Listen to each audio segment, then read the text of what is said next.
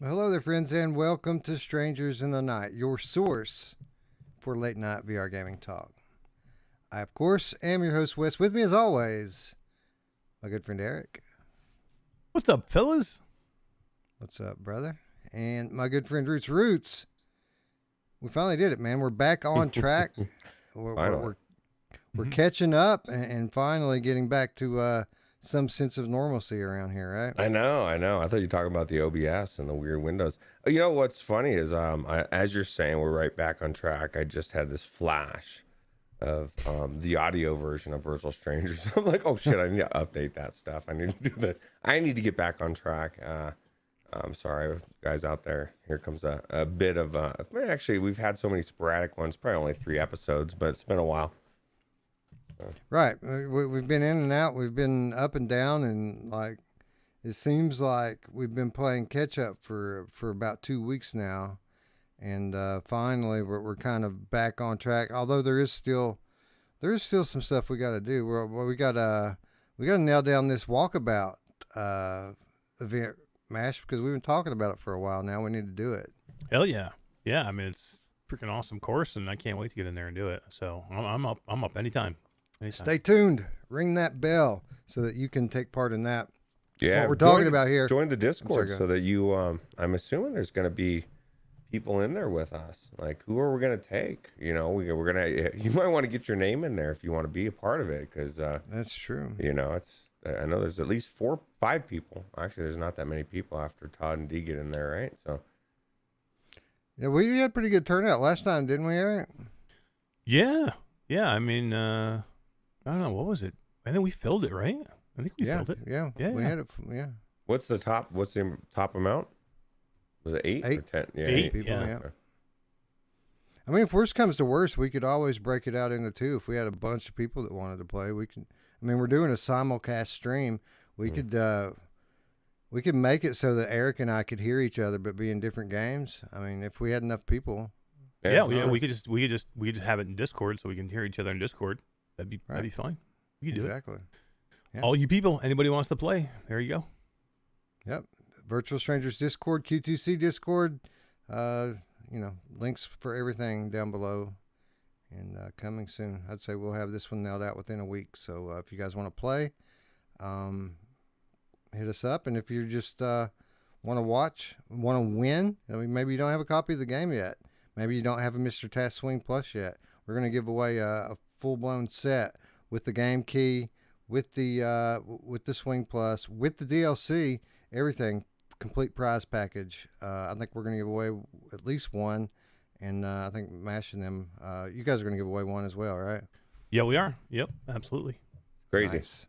Good people. I think it was donated by Guido? Guido donated the Swing Plus. Yeah. Guido doesn't donate anything. Oh, wait, shit. Mr. Donator. And the developer, of course, donated the keys, or at least our keys came from Mighty Coconut. So nice. Shout out to them. Yeah. Awesome. Technically, says I'll take it. Oh, Probably will. Probably will. He wins everything, man. Oh, brother. But yeah, good to be back. Eric's been traveling around and we've been missing shows and moving shows. But, with all that said, we have managed to keep up with all these games this past month. And Roots, what a month. I mean, I didn't realize it till I started putting together the list for Game of the Month, just how many awesome releases came out over the last 30 days. It's kind of nuts. I know. It's crazy. I was getting lazy the last couple months. It's like, throw together the list. There's like 5 games, right? It just, it seems like there was a way more games this time. Eric, there was even 5 games out on PlayStation this time. Think about that for a minute. I can't believe it, man. And that was the one game I thought was on there, which was Transformers. Remember, I talked to you. I said it about the other day. I'm like, was Transformers on there? It was last month. Yeah, it was. It was just a good kidding. month, right? That's what we told you. We were like, last month. Nope. I know, right?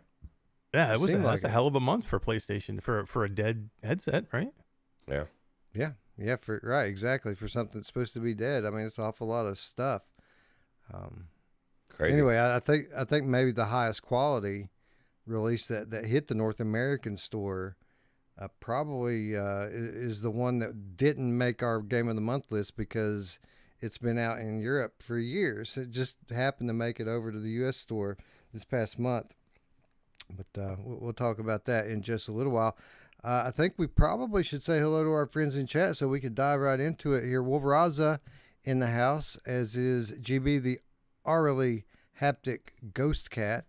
Says, cool update on Dreams today. Text sticker projection. Wow. Can anyone tell me, if we have any Dreams enthusiasts in the chat? They always do like a Halloween type spooky fest in October, and I haven't heard anything about it yet. Maybe that's just because I've been so busy with other things, but if somebody has details on that and would like to share it, that would be cool. Guys, it's Halloween. It's time to play some spooky stuff. That's crazy. I was just thinking, how active is Dreams? I know it's been everybody.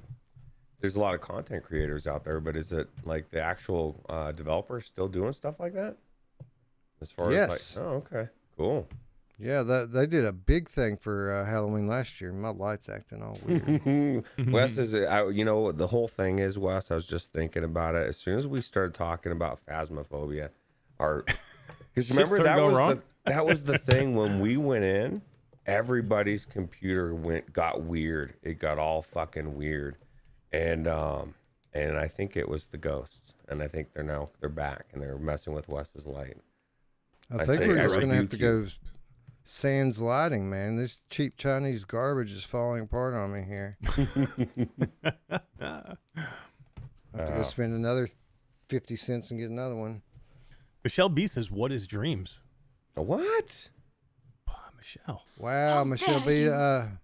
Dreams is a game / game creation suite. It's a source. That is Sony's exclusive. So basically, they wanted to put out something for people to play games that anyone can use. You don't have to have some degree in game development to be able to make a game. So they introduced Dreams.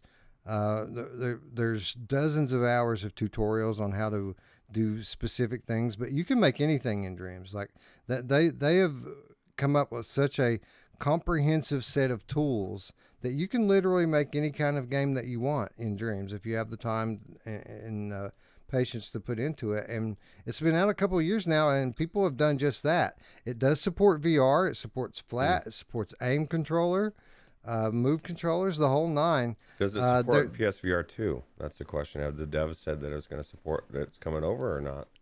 Or do we know? I don't think there's been any official announcement on that, but I got to imagine that if they don't just outright do a new one, there'll be some kind of backwards compatibility in here. Cool. Awesome Tatum says the Dreams event is called All Hallows, the Land of Lost Dreams. Oh, awesome. Wow. Is it up now? Cool. Is it up now, or maybe we should be going is it coming? Oh, yeah. I assure you, this is the best thing they do. It's the best thing they did last year. It's probably going to be the best thing they do this year. So the way Dreams works, obviously, it's a home for user-created content, but there's also content from the game devs that work at that studio. So it came preloaded with a bunch of different content, and they've added more into it since they've launched. And every October they do this festival where they have a bunch of curated content from users, like some top creators, and then they also have some official content that they mix in with it, and it's always really high quality, fun stuff. They had a bunch of cool roller coaster type stuff last year, like it was like haunted house type stuff. And they had a train too, right? Like some kind of haunted train or something. Yeah. It was really cool. Well, it was awesome. I really enjoyed it last year, and I'm looking forward to doing it again this year. Cool. Z-Storm says, "Yo, what the fuck? Dreams looks awesome." He says he's never seen this before. What? What? Z-Storm? What? Oh man, I can't wait to see it on PlayStation VR 2. That's why I ask. With all the new bells and whistles. So. So Z, does Z have PlayStation VR? I don't know if he has a PSVR. That's a good question. I don't know. Got to. He's got everything else. Thank you, Tatum. So Tatum just sent me the info on the Dreams event. We'll cover it this Sunday for those of you who are interested in participating. Nice. We'll be sure to make it a headline this week. Thank you, Tatum. Yep, absolutely.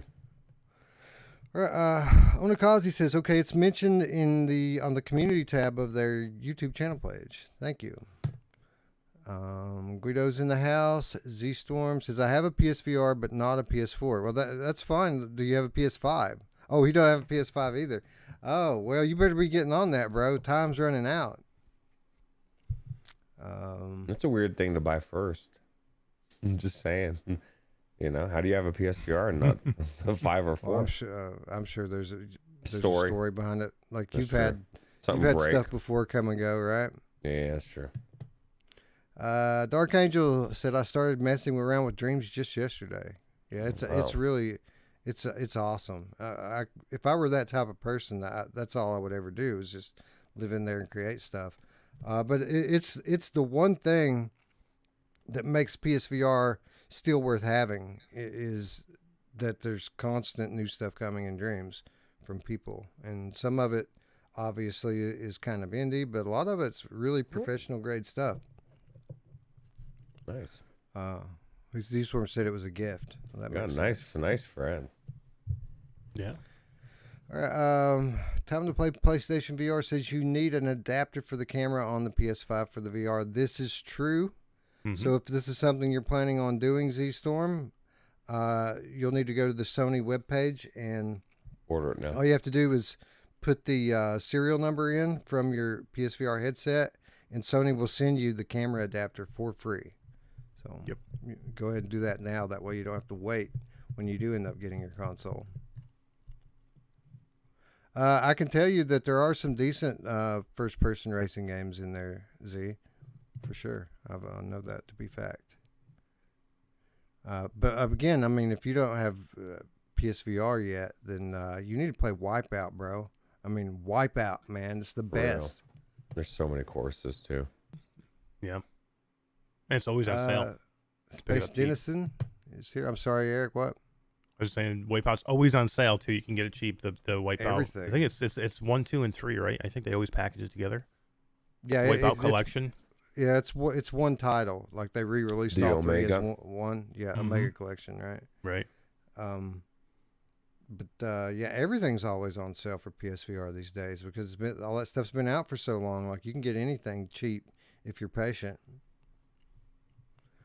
What's the Crazy Dreams racer with the earthquakes? Says Space Denison. That was called Tectonic, I want to say. So it starts off like a regular racing game, but then the earthquake happens and it breaks the track up and everything changes. It's pretty cool. Yeah, you can capture PSVR footage with a capture card for sure. Yes, and you actually can capture it on the console too, but it's a little bit lower quality. Like it'll it's 720p when you capture PSVR footage on the console. Anyway, Lord Beavis is here. What's up, Lord? Who else is here? Traveling Man is here. I think we already said hello, Guido. What's up, Guido? Kentucky RC Crawlers. So I'm about to fire up a ranch simulator. Hate ranch. Tastes disgusting. ET2K9 now. What up? Chinatown D. So we're going to run, Eric? Is it too late? Are you going to be too late for you after we get off here? Or we're going to start running. I'll get on and run. You know me. I'm up for it.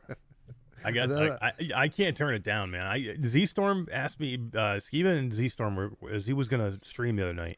And he said, you want to jump in? I didn't even know he was streaming. We got in, and then 7 hours later, he finished his, and we played After the Fall the whole time, man. That's awesome. No, seriously though, me and wife were talking about, getting back in after the show tonight. If she wakes back up, but she told me to get her up so that we could run. So like, if you guys, D, if you're still up, Eric, if you're still up and you want to play, we'll see what time it is, obviously, when we get done. But we might be running tonight. Hell yeah. What's up, Bluebell? Hello, Michelle B. Tatum. Hello, as always. Good to see you. Mepper is here. What's up, Mepper? Technological glitch. What up, bro? Travel Man, I think we already said hello to. Wolvia, we already said hello to. Zayla Maru. Hello, hello.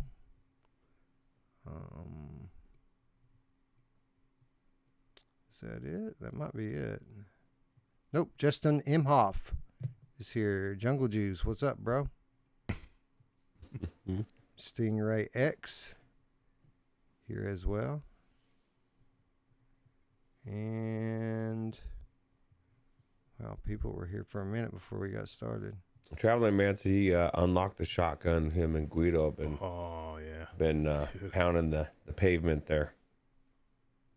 Traveling Man said he saw me in the lobby the other night. He ran up to me and waved, and I just ran away. Well, I don't even. You can't. I don't pay attention to anybody in the lobby anymore. Yeah, sorry, dude. I didn't even. Sometimes I don't see the names, or I don't know. I don't know what it is, man. If I saw it was you, I would have at least waved or gave you a hug or something. I don't even pay attention to people in the lobby anymore. I don't look at them. Like, they're in front of my face, but I don't look at them. I'm just normally talking to someone else, and like I'll be if I'm waiting on somebody to start a game, I'll just run laps all around the lobby, just over and over and over again, just circles and circles. Anyway, Alakazam, Radio Runt, VR Spry Guy, Sajoba, all here. Mark Smith. Thank you all for staying up and hanging out with us. So we got lots to talk about tonight, obviously, with a ton of Game of the Month stuff. But again, we still have old business to attend to before we can get to the new business. So let's talk a little bit about this week's mod, which also happens to be last week's mod, or was going to be last week's mod. Ghostrunner was dropped in a surprise announcement recently from the Luke Ross Patreon. 2 mods going up at once. One of them was Ghostrunner. What was the other one? Stray, right? Yep, Stray. And us having already explored a very viable and effective way to play Stray in VR, we decided to go with Ghostrunner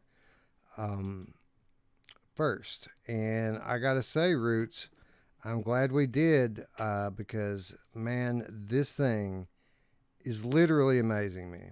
Yeah. Although I'm thinking, man, Stray, like maybe I need to go check this out for real and see what the difference is.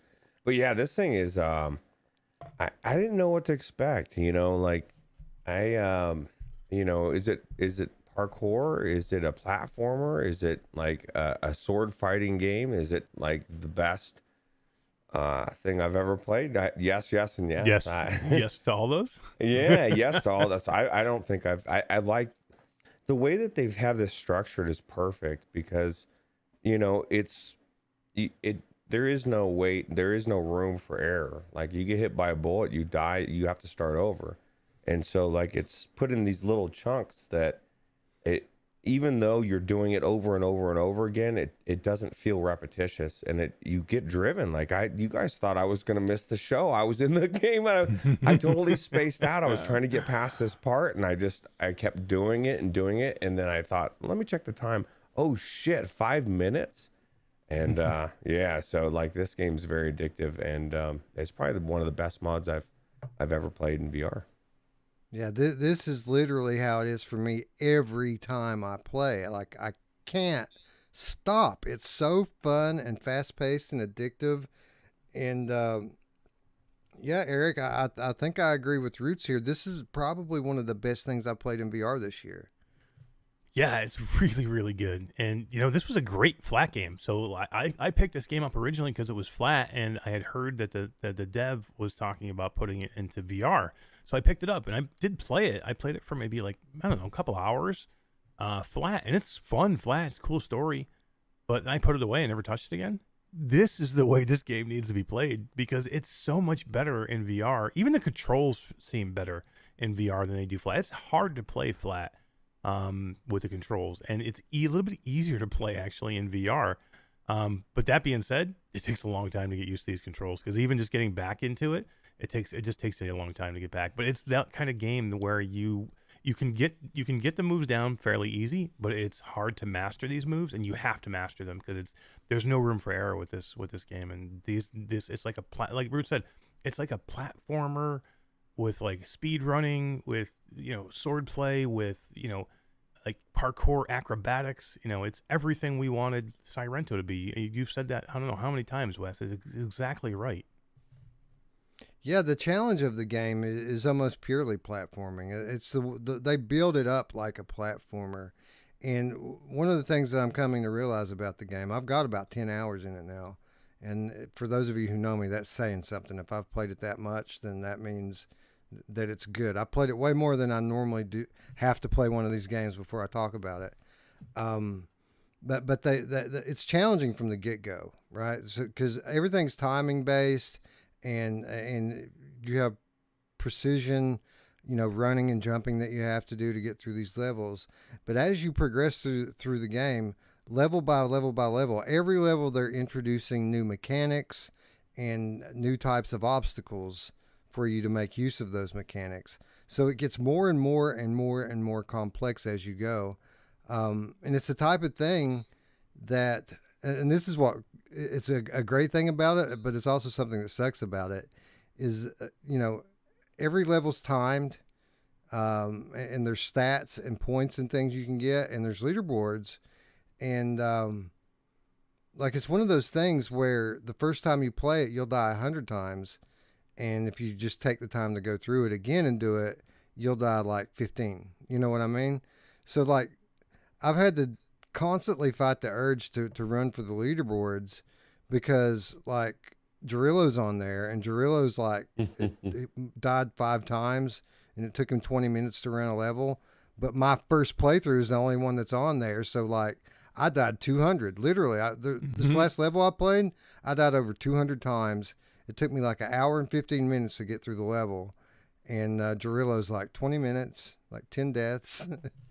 Like, so he's ran it more than once, right? Or he's super good at this game. Maybe he's like phenomenal. That's possible, but you played this game, Ruuts. It's not easy. This is a very difficult game to play. The thing is the enemies are spread out in such a way that it's really it's impossible to know where the bullets are going to come from, and so like you might be thinking you're doing good, and you might be doing really well. And then you turn around a corner and all of a sudden a bullet hits you in the face and you're like, oh, fuck, there's a guy there. And, sometimes what's really cool about it is there's a lot of different ways you can come about to get, to these people.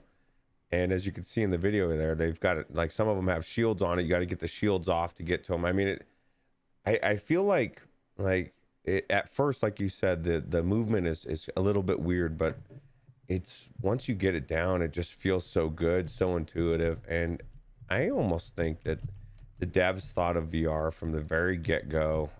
They didn't implement it for whatever reason, but like they built this game with VR in mind. It's just too good and it flows too well, to just be a game that it just kind of works in VR, right? I actually did go back and check. Remember, I had told you guys earlier that when I originally bought this game flat, I had heard because I bought it because they were talking about a VR mod and or not a VR mod, but a VR build. They were going to add VR to the game, and I did check, and I went back to their Discord, and they're still actively talking about bringing VR to this game. So I don't know if they're working on it or if it's done or it should be done soon, but I think you're going to see something from the actual dev soon. Oh, how cool.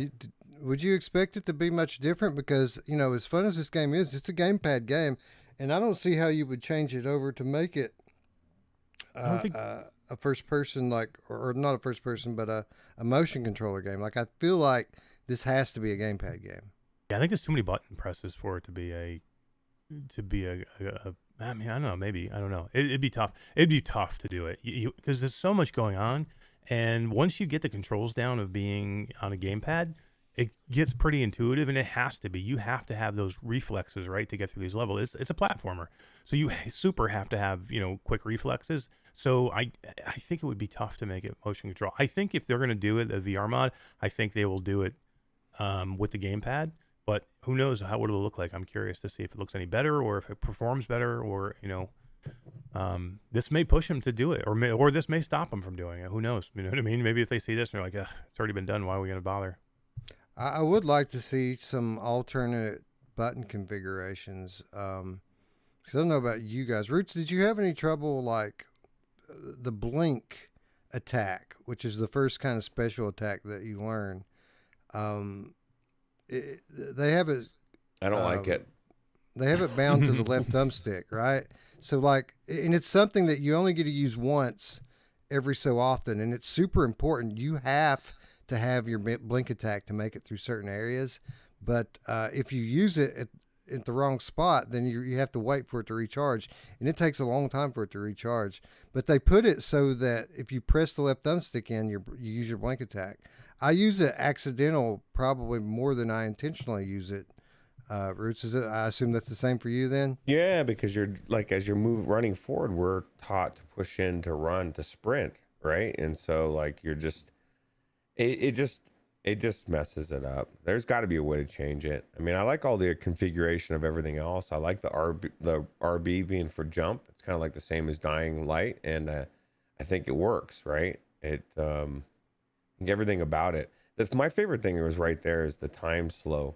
Like being able to slow time and then shift yourself back and forth to get around those bullets. You get really good, and it just makes you feel super badass when you're getting into a battle, right? Yeah, and that's one of the things that makes this game so great. So you have enemies in it, and they're shooting at you, and you're trying to cut them with their sword. But I wouldn't consider this to be like a combat-based game, really. Really, the enemies are just part of the platforming. Like you have to figure out a way to run the walls and jump and flip your way to get next to an enemy who's trying to shoot you. And as like Roots mentioned, you get shot once, it's real life, bro. You're dead. That's it. You can't get shot. So like you have to try to use your powers of time manipulation and wall running to get close to the enemy, and then you just kind of trigger to slice them. But you know, if you're anywhere near them, you're going to slice them. It's really not about that combat. It's about kind of routing your parkour into their general area and hitting the right button at the right time as you're running through there. But as I'm sure you've noticed, Eric, you better not stop. You might think you have that guy down, but if you stop for a second, somebody else is going to kill you. Yeah, and even to the point where I've gone by them a few times. You thought you sliced through them, and you slide by them, and all of a sudden they shoot you in the back because you thought they were dead. I've had that happen. I had that happen so many times.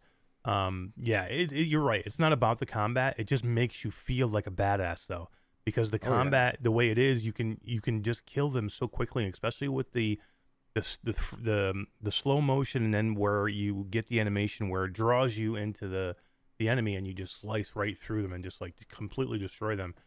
It just really makes you feel like a badass. And you get that animation where you flip the sword. You know what I mean? That's like one of the coolest things I like. I mean, certain animations and certain angles you get, it'll kind of like flip the sword in your hand and you'll just come in from a different angle, and it's just so smooth and it feels right. And I don't know, it is very fast. There's a lot of acrobatics to it. Did you guys feel sick at all in this game? Because that's what I was worried about when I had played this flat. When I first got in, I'm like, man, this might make people sick. And then when I get in there, I'm like, you know what? It's not as bad it's not perfect, but it's not as bad as I thought it would be.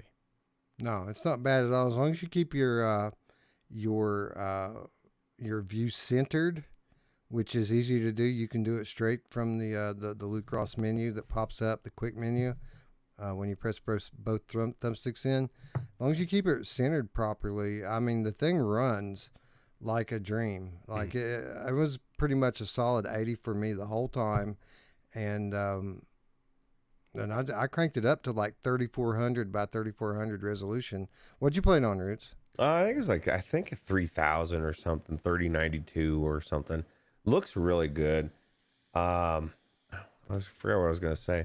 I don't know. What do you guys think about the story, man? This is one of the things that's drawing me in too. Is like I want to know what's going on. It's told very well. It has reminiscent of that one VR game with Father in it. Apex Construct. Yeah.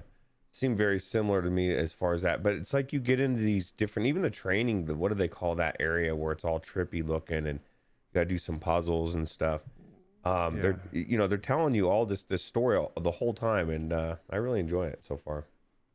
Yeah, there are these puzzle sequences. What Roots is talking about. So, you're obviously this kind of cybernetic ninja, and as you progress through the game, as you beat certain levels, you get to upgrade your skills. But they don't just give you the upgrade; you have to program it. And the way you program it is you go into this pod thing, and it kind of zaps you into this AI world, and now you've got to not only do some more platforming, but it's a lot more puzzle centric when you're trying to unlock the upgrade.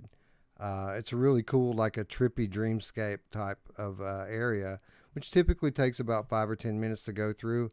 And they'll work in what I really loved about it, Eric, is basically what it is. At the same time that it's a big, series of puzzles, it's a tutorial. They teach you during these little mini levels how to use the new features that they're unlocking for you. So it's a tutorial, but it doesn't feel like a tutorial.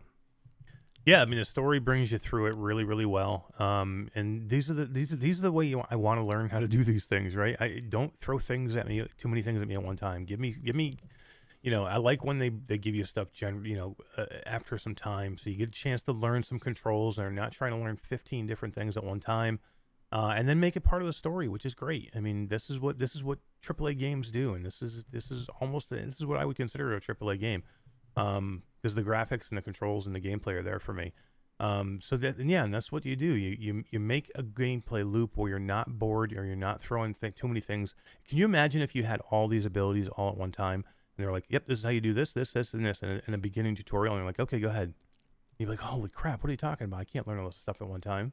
But once you learn some of the things in the earlier levels, and then you get like the grappling hook or the grappling mobility, and then you can, then you learn that, and then the dash, or the slow motion time, and the other things down the road. I mean, the way they do it is smart, and I like how they bring it into the story as well. It makes it feel like it's not just throwing stuff at you. It's actually something you have to kind of earn.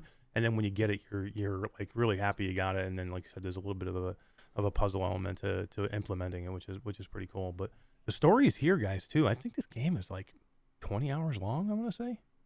Oh, if Wes is 10 hours in, yeah, absolutely. I'm 10 hours in. Yeah.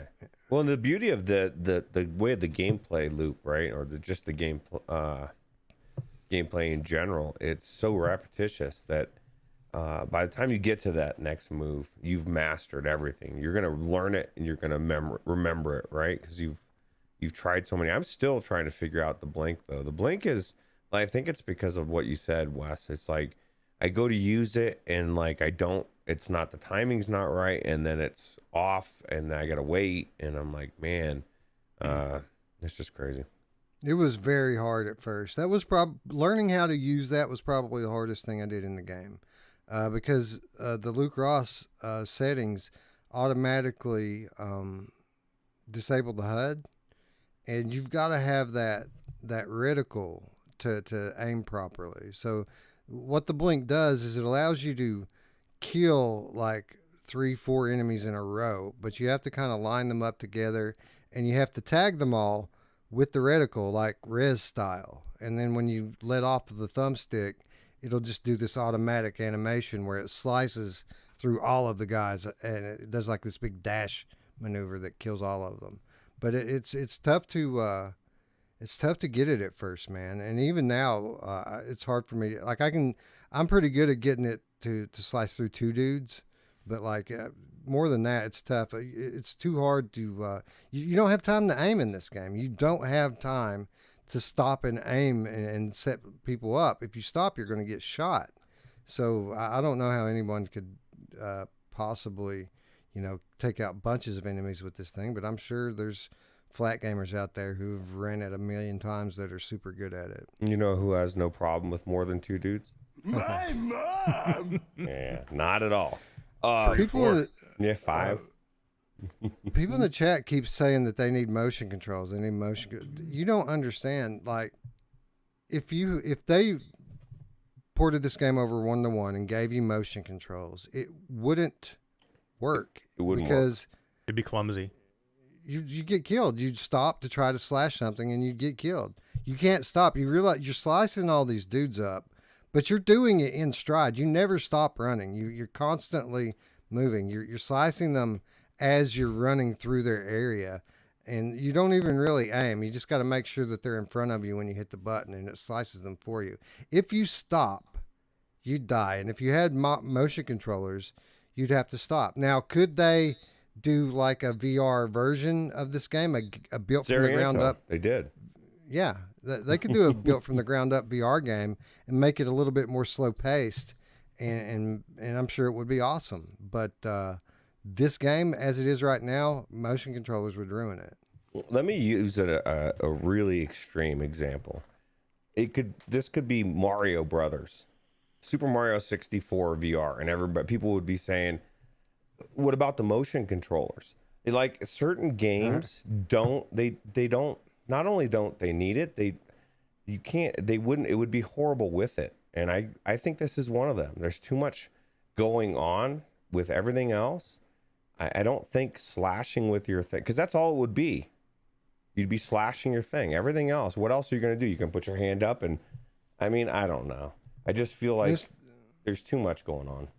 Yeah, and it's not just the sword. Like as you get later on in the game, like you have these timed areas where you have to use throwing stars in a precise way. Like you have a 10-second window to hit 3 targets and get through a door. And if you were doing that by hand, it would be impossible. Like the reason it's possible is because of the reticle aiming, and you can be extremely precise with it. I couldn't imagine trying to do that kind of thing with I mean, this last level I played, guys, there was an area, I think there was 10 enemies, and they were enemies with the big machine guns that like constantly fire at you. And they had personal shields, not the ones you can break, mind you, but ones that are attached to their body. And the way you have to beat it is you have to run down the wall, and as you're running down the wall, you have to look down on them and hit throwing stars on all of them to get through it. And it's not easy. That would be a fucking nightmare if you had to do that by hand. That would be it would be impossible. Yeah. This is like a ballet. This is like, it's what it's like. It's like a ballet, and it would be way too clumsy to try and do it with touch controllers or something other than a gamepad. A lot of people played this keyboard and mouse when it was flat, by the way, and I don't even know if I could play a keyboard and mouse. Like I'd have to try the controls. Crazy. I've never tried it. I always tried it, with my Xbox controller, but I don't know. I couldn't even imagine trying to play it with touch controllers. Again, it'd be too clumsy. Keyboard and mouse, and this is the first time you've probably ever heard me say this. Actually, that might make some sense for this game, because what makes it easier in VR to play than on gamepad is the fact that you everything's look based. Like you can turn your head around and aim really precisely and put the reticle right where you need it, just based on where you're looking. Like that's hard to do first person with a thumbstick. But I got to imagine with a mouse, it would probably actually be a little bit easier than with a gamepad. You want to hear something sad? Just the fact that there was people in the chat that were saying that. Not that I hold it against anybody. People can feel how they want to feel. It just means that a lot of people instantly would turn their nose up at this game and playing it in VR, and you're missing an amazing experience because of it. That's what's sad. It's like because the world's going to move on whether you use the controller or not, and this is phenomenal. It's one of the best experiences games I've played in VR. You know what I really liked about it is just how open the areas are. Like they give you these areas that you have to get through, and there's obviously a very straightforward and precise way that they want you to move through it, but they don't make you go that way. They leave room for creativity here, and what that allows you to do is to come up with unconventional solutions to their problems. And what it also, Eric, allows you to do is what you mentioned earlier. Like sometimes you miss, right?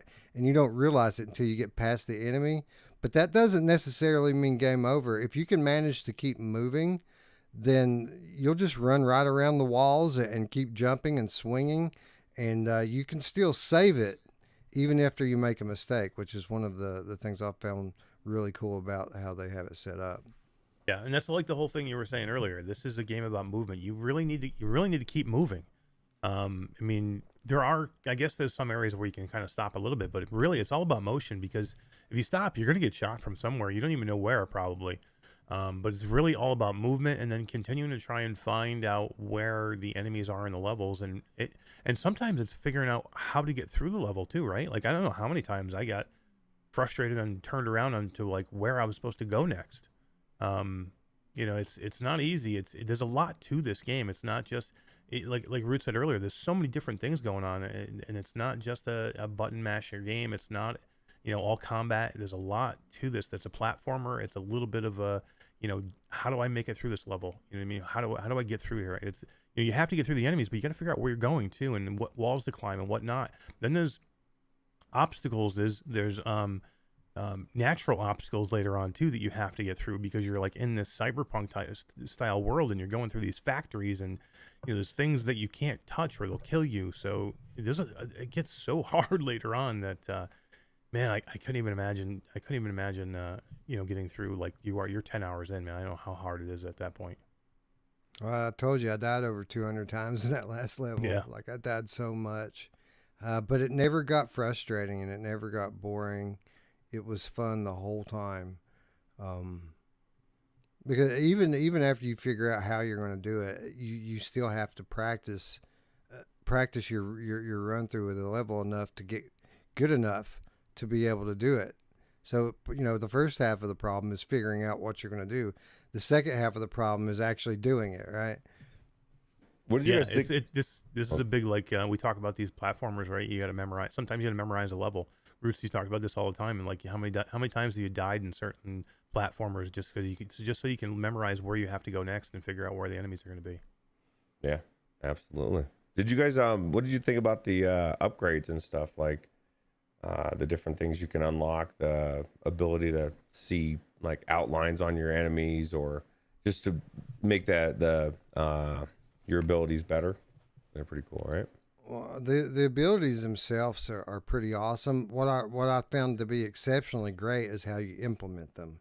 So you unlock a certain like menu of special abilities that you can use, but you don't ever get to use all of them at the same time. You have a certain memory capacity in your framework, and you can only run so many programs at a time. And as the game goes on, that expands, and you're able to use more, but you're never able to actually use all of them. And the way it works is they kind of give you this visualizer, which is this kind of grid of panels, and then each upgrade has its own distinct shape, and they're shaped like different like Tetris blocks. And the more that you can fit into your little area, the more abilities that you have at any one given time. So even that part of it, Eric, they made into a puzzle. Yeah, this is so much to this game. That's why I say it's a AAA game. This is, and we just don't get a lot of these in VR. So to get a mod like this with this game where it's so deep, there's so much to it, the progression, the skill trees, opening different things, and the story and the visuals. I mean, man, these are the games that I want built from the ground up for VR. I don't want this to be a mod. I want this to be a game that is being made by somebody right now for VR. And man, I can't wait, because we're gonna get it with PlayStation VR too, right? We're gonna get it. It's gonna be there. Yeah, and spoiler alert for everybody, if and that sounds like the devs were contemplating this. If this came out in VR today, it's going to be motion control, or it's going to be a controller. It's going to be the same. Yeah, that's what this is. They're not going to have hand presence. It just wouldn't happen. Right. So yeah. I'm curious to see if it would even be any better at all coming from the developers. This mod it just fits so well, and it's not that Luke Ross did anything like super special to make the game fit VR. It's just a game that naturally fits VR very well, and this particular Luke Ross mod works very well. So, Yeah, I'm extremely impressed. I thought it would be cool. I had no idea it would be as good as it is. And again, this is one of the best things I played in VR all year long. And Roots, I think what we've said a few times now is going to end up being the truth. When we do the end of the year awards, I think Mod of the Year might be the most prestigious award that we hand out this year because the mods have been off the chain. I'll tell you what, if the Discord conversation is any indication, right? That's the biggest thing that people have talked about when it comes to these mods is exactly that. It's just crazy. Yeah. I don't know what else we could say. Well, I guess I will say one more thing on these upgrades that you were touching on, Roots. Like, I love the fact that you have so many of them and you can't use half of them, but nothing's ever permanent. The ones that you pick, you can change at a moment's notice. So as you begin to progress in the game and you come to a section that's got some particular challenge, you can kind of mold your upgrades around that challenge to make it easier so you can get through. Yeah, it's cool. Yeah, it's awesome. Anyway, I don't know what else we can say about this game. Is there anything else negative, Eric, that you can think of other than that the button mapping on that blink attack being a little suspect? I can't really think of any kind of a downside of this. It's just everything is awesome. Yeah, it's super good. I mean, down to the mod itself being fairly, it's a Lucross mod, so it's easy to install. Optimized pretty well. I mean, I think I didn't have any issues. I mean, running it, I thought it was done pretty well. I mean, we have pretty good rigs, but I was able to turn pretty much everything up and had no issues. So I would say if you had a little lesser rig, you might have to just turn things down a little bit, maybe turn the resolution down a little bit, but to get the frames running a little bit faster. But I think you'd be fine. And the game itself was already a great game, flat. So you take this. It's a great mod. He did a great job. I mean, I can't even think about like the button thing. It's like nitpicking for me. I can't even say that would be bad. I think this is a hit. I mean, huge. Yeah, it's great. 10 out of 10. Recommend. I don't know how to use any stronger language for this. I absolutely love it. I'm going to keep playing it. I assure you, I will finish this game. Only 10 more hours. You're gonna finish it with all the leaderboard. You gotta get up there on the leaderboard. Yeah, you gotta beat Well, Jirolo. I did that. I did the first couple of levels. I did like when I started playing it, I was like, oh no, bro, you're not beating me. Like, so I went back and redid the first couple and made sure I got myself on the top of the leaderboard. But like, after that, man, when these levels start to get longer and more difficult, and you're faced with this. All right, do I want to replay something that I just finished, or do I want to see what's coming next? I started choosing what's next every time. I don't blame you. Bluebell says, I think they'll have the mod of the year. Yeah, it's possible. This is definitely on the short list for mod of the year. Of course, we also have Half-Life 2 VR. I don't know what else came out this year. All the Resident Evil mods came out this year. I mean, Ghostwire Tokyo. I couldn't even get into that discussion right now. There's so many good games. Stray. Yeah. There's just a ton. Yeah, we're gonna have to do mod of the year, and then we're gonna have to do modder of the year too, I think. Right. The deliberation on what games to freaking even put up there for a vote or to vote, the ones that are gonna win, it's gonna take longer than the show. Yeah. Yeah, man, it's gonna be tough. Like another 14 hours coming right up. Let's do it. Well, anyway, I can already see where everybody's going to go. People are already saying Half-Life 2 it has to be hard to beat. People have already said it's not only mod of the year, it's fucking game of the year. We're going to say this is a brand new game all over again because it's Half-Life 2. But it is definitely an amazing mod. It's not going to be easy, man, because when you talk about the best mods that came out, I mean, they're all just so good. The best of the best ones are really good. And different criteria, too. Like, one thing that Half-Life 2 actually has is it's baked into Steam. It's the only one that I know of that you can download as an actual download. And for a lot of people, I would imagine like Bluebell that said she's never used a Xbox controller, probably would be like that. That's the only way they would use a mod, right? Would be through Steam or an actual legitimate download. Yeah. Yeah. Well, it'd certainly be a good icebreaker for some people because most of these mods, let's be honest, are not that difficult to install. But it's an intimidating prospect. Like, I didn't get into modding forever because I didn't want to deal with any of this stuff, and it turned out to be way easier than I expected. Well, Luke Ross mod has something that goes against, or is the worst of them all for some people, because it legitimately says big black square warning, don't run this, you're gonna fucking burn your computer up. Some people see that, immediately cancel, immediately. They won't even consider it, even no matter what the source is, right? So Tatum says I still got to play Firewatch mod. And Firewatch feels like a native VR game almost. Like, yeah, It's a good one too. pretty good. yeah, And we got to get back into Deep Rock. Like they have scored a critical blow against the dropship crash. You know, the thing that keeps everyone out of that mod. Mm-hmm. They've cracked the code on that one finally. really. So yeah, they've got a they haven't officially updated it, but they've got a beta build out there right now that they think that they've defeated it. So Nice. yeah, it's looking promising. I'm down. I love that game. Yep. So there should be a big update coming very soon that fixes all that and really makes this thing something that's easy for people to get into. And when that happens, we'll revisit it. Man, we got a lot of shit to play. Phasmophobia, freaking Deep Rock Galactic. Yeah. Well, yeah. I'm just playing horror games for a month, I think.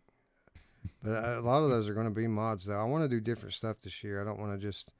Obviously, I'm still going to do my Here They Lie deep dive like I do every year, but like I'm not going to just sit and do the same games. I'm not doing Resident Evil 7 again this year, and you know all the stuff that I always do. I'm going to do some different stuff this year.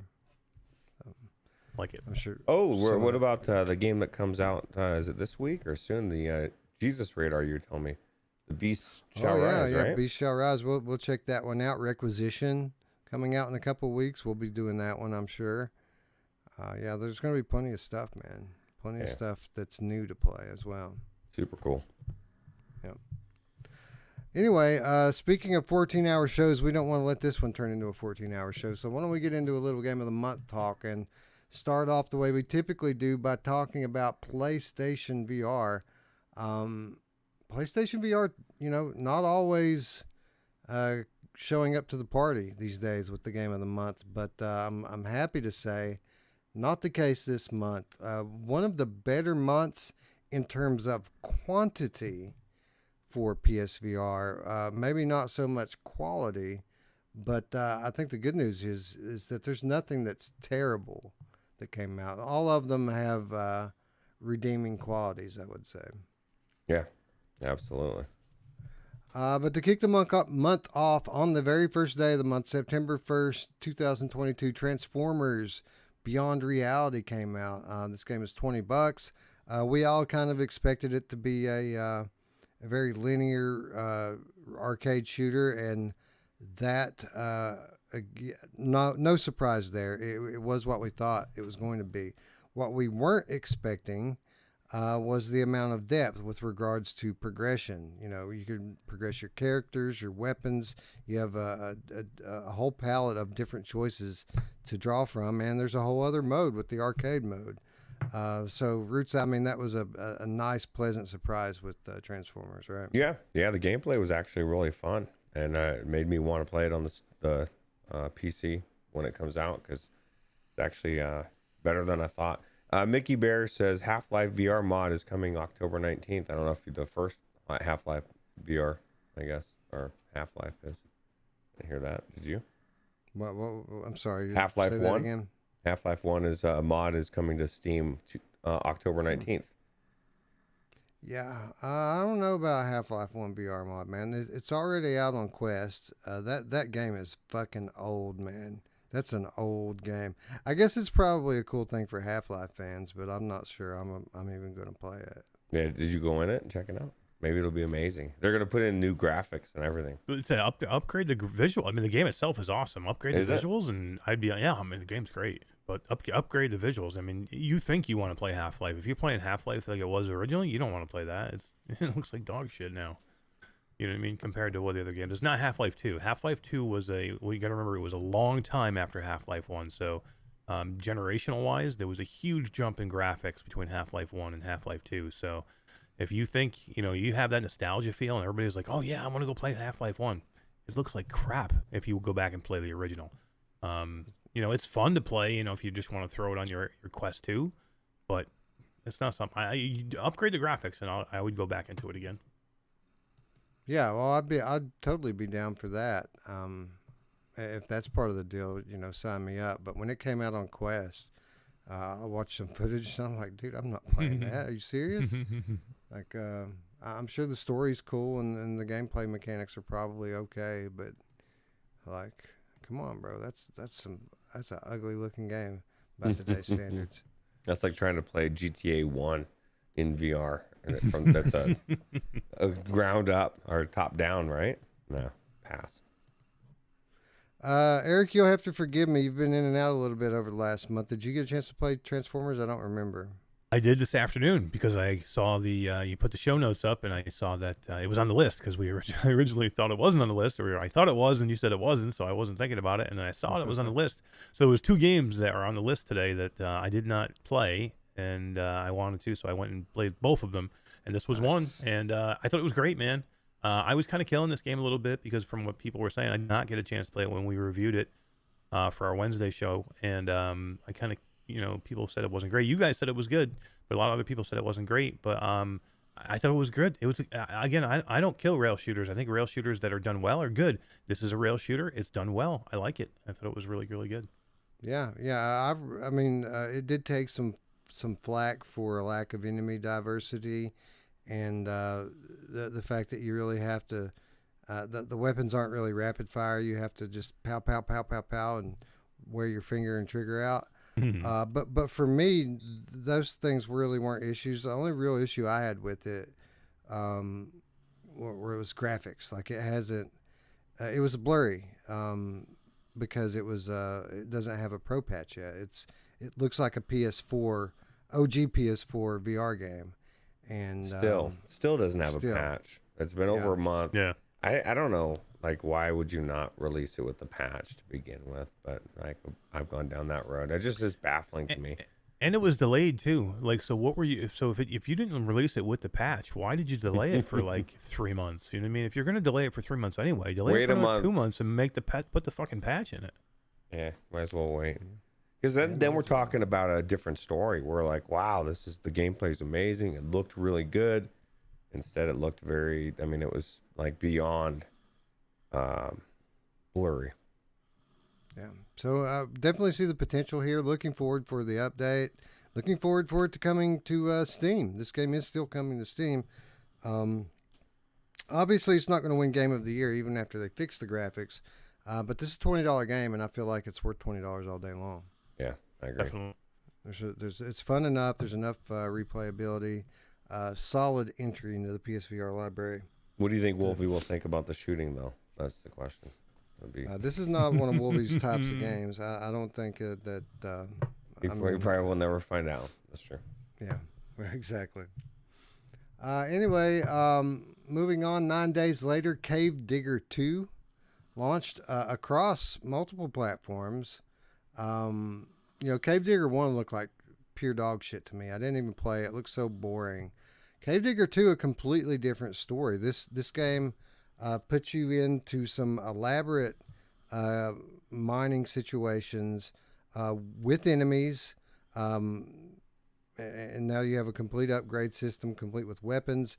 But the big thing here, Eric, with Cave Digger 2, is now you can bring 3 friends with you across platforms, which is big. Like Steam players can play with PlayStation players in this, and this is a big step up from the original Cave Digger. Yeah, the whole entire game is different. Cave Digger 1, you sat in a cart, you dug into a wall for gems, you put them in the cart, you raise the cart up and drop them off, and you bring it back down, and you rinse and repeat. Do that a million times. Friggin' boring. This game is a game. This is awesome. There's so much in here you can do. There's enemies, there's shooting. You have different guns you can get. There's monsters that are down in these caves that are freaky, and there's flying ones and there's crawling ones, and there's a whole bunch of upgrade systems. So you're digging these gems so you can bring them up to the surface to your mine, so you can cash them in, so you can upgrade. You can get bigger backpacks, so you can get better digging weapons, and you can get just a whole bunch of different things, but more weapons and more outfits, and there's different areas that you can go to, so you can go to different mines. So this is like a completely different game than Cave Digger 1, and we should get in. You get 3 people in there. We should get in there. We should get in there. This trailer looks super cool, man. There's so much going on, and chaos, and like you said, so many upgrades, and it seems like it to be a cool adventure. Yeah, it isn't without issue though. This game, for all intents and purposes, this is an early access game. It's still early in its development. There's a lot of jank with it. The good news is that they're iterating upon it quickly, and they've already updated it. They've one really substantial update to it as it is, but it's still pretty janky from what I hear. Ruuts, this game launched on PlayStation VR. And there's guns in it, right? This is and there's actually quite a bit of shooting, but they didn't have the gun firing mechanic initially bound to the trigger. Like you had to press X on the face of the controller to shoot. Nothing like pushing a weird awkward button when you're trying to shoot. It feels good because that's what you would do in a gun, Yeah, it's the one thing that makes you feel like you're in, shooting. And Wolfie did say he would play. He loves Transformers. He's going to play it regardless. He's waiting. Nice. Yeah. Tatum in the chat says Cave Digger 2 was fun, but had a lot of issues with multiplayer on both PC and PSVR. So see, this is the thing. If we were talking about PC Game of the Month, which, by the way, you'll notice that you don't see this on the PC list for Game of the Month. If this were on PC Game of the Month, we'd say we'd wait until it, hits full release, and then and then we would bring it up back then. But with PSVR, there is no early access. It is what it is. When it hits the store, that's when it goes up, and a lot going for this game, but a lot going against it as well. $25. I like it. I like the potential that this game has, but it's obviously not there yet. Yeah. Hopefully it gets there soon, because time is ticking. Yep. Hey, what's up, Todd? Todd dropping by to say hello. Hey, what's up, Todd? NFL Pro Era came 2 weeks later, September 27th for $30. This is something that we played on Quest and liked it. I think we all pretty much liked this game. It's the first legit professional sports game that we've had in VR. It's fun. It's a bit arcadey. I would have preferred it to be a little bit more sim-like. But when you talk about NFL Pro Era on PlayStation VR, from what I hear, obviously the graphics, you're going to sacrifice a little bit of clarity, so there's some blurry visuals here. And from what I understand, there's some issues with the throwing. Like, I don't know if it's because of the light-based tracking or what, but from what I understand, every now and then the throwing is just dog shit. Just intermittently dog shit. Oh man, PlayStation's a mess. Sometimes, yeah. I'll tell you what, man. Like the good news is, that's a minor mechanic for this game is throwing. Oh wait, that's the main mechanic. What a bummer, man. I don't know. That's I don't know if you can fix that, right? If that's the lighting, then I don't know that there's anything you can do. Maybe I don't know. Yeah, I don't know. I think probably. As was the case with many aim controller games, I would bet that moving your camera to a specific position would do a lot for that. That's true. But again, I haven't played this one on PlayStation for myself. Much like the Quest, it's mixed, the reception of it, but generally positive. No one really said that it was bad, and even the problems with the throwing, where it was just kind of a every now and then thing. it wasn't game breaking. You know, it's just annoying. Yeah, that would be annoying for sure. But yeah, I mean, it's just, I mean, it's definitely a good game. It's not. Radio Run thought it was game of the month, but I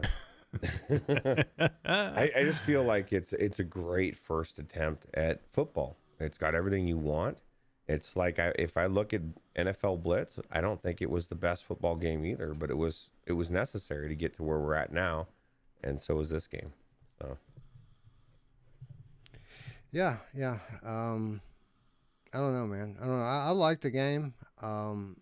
Again, they did a lot right with it. I mean, it kind of surprises you a little bit with the amount of stuff there is to do here. But again, there was a lot of stuff in the main gameplay loop. There were things that were cut out and omitted completely that I felt like should have been there. So yeah. It was all right. It was all right. Exactly. It's all right. If you're an NFL fan, you're probably going to dig it. If not, you probably won't. Right? Well, it's funny. Alien Kara says game of the month, and as I'm looking down the rest of the list, I'm like, well, it may be because there's not that much competition in this category this time, right?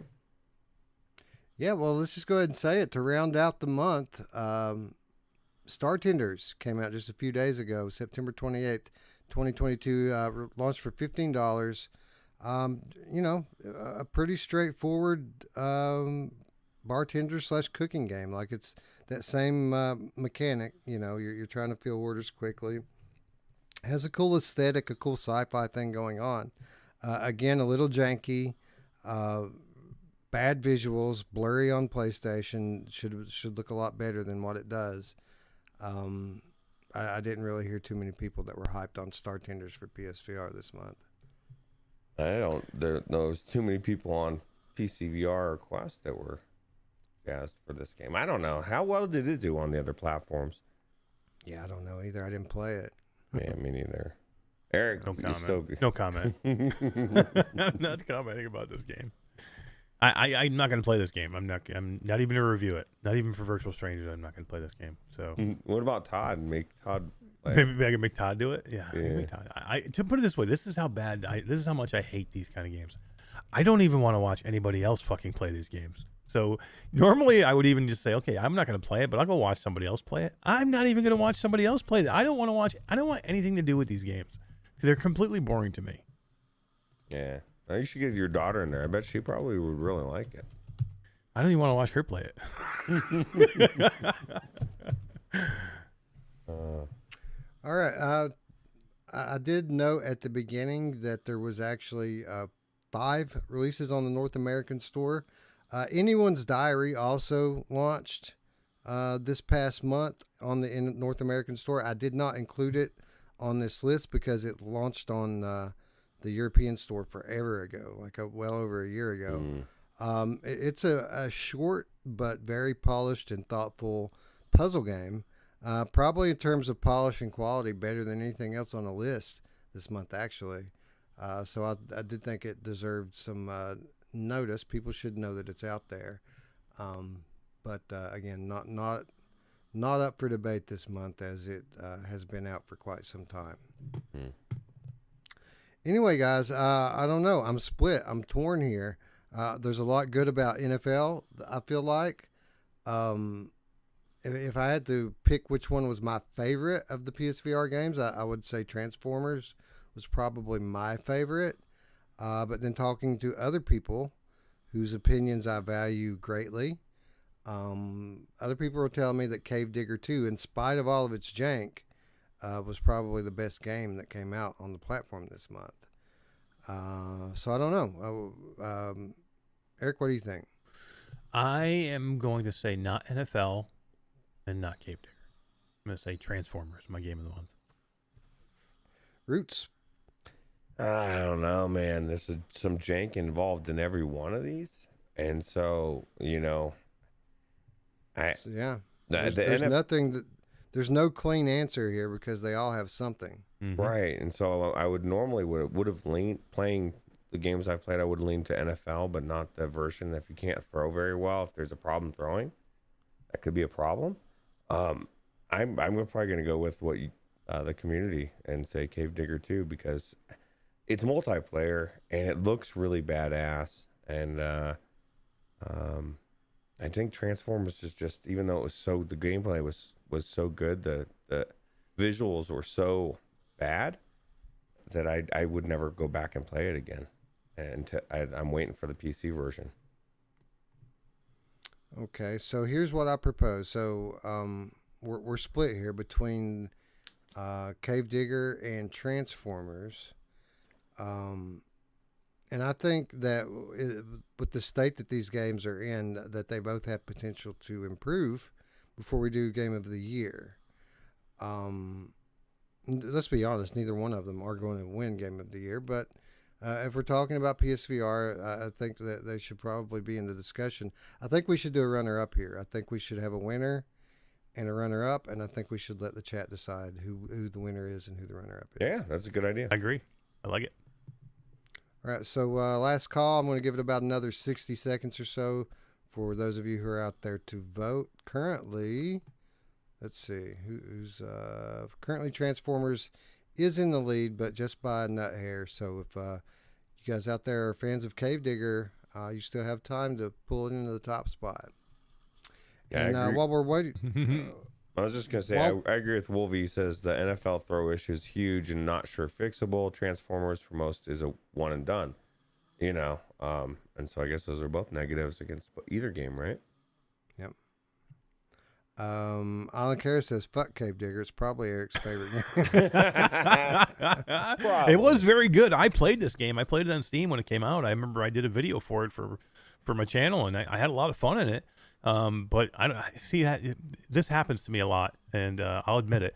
I get recency bias. I just played Transformers today, and I had a blast doing it. So, and I played Cave Digger, 6-8 months ago. So I don't know. Maybe I'm getting some recency bias, but I had a blast in Transformers, and when games surprise me, that's when I want to give them a little bit more, because the game surprised me because I really didn't think I was gonna like it, and I ended up really liking it a lot. Did you try multiplayer with Cave Digger too, or was that just single player? Okay. I did, but I'm not. But who was it the with? person I played with, I can't tell you because okay. I won't say his name anymore. Yeah, I'll tell you what, that could be the reason. It's he who must not be named. Yeah. F that guy. that guy. Yeah, we hate that guy. Yeah, I'm not. A fan of that For guy. what it's worth, Sim and Z-Storm say that Startender should be the game of the month. It's really good. Well, see, this is funny. As you were saying that about the other game, Eric, you were saying you were shocked, you were surprised. You didn't think it was going to be that good. And I was thinking, well, what if Eric felt that way about Startenders? Like some people that really enjoyed it, some people that you respect, Z-Storm. I know, right? There No, you go. I'm still not gonna do that. I love Z-Storm. I love him. He's a great guy.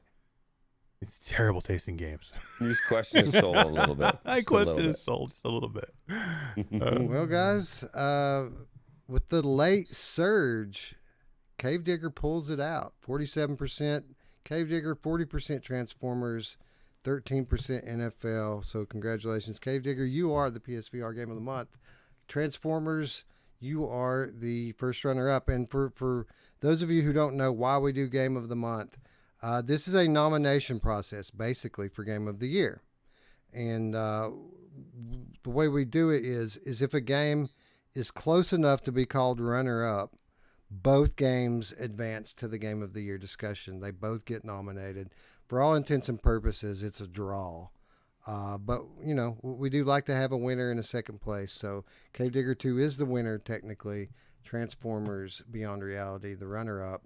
And we will revisit these games in just, 2 short months. Holy crap. That's Yeah, that's crazy. getting close, Is that right? fucking possible? 2 short months. That's crazy how quickly it came up, right? That's I guess good. it's It's good to let people know. Go join the Patreon, because you can get in and be part of this process. You can come with us, debate with us, figure out, help us shape it. Go join. Yeah. So the end of the year awards. I guess this is a good time to start talking about it. They are getting kind of close.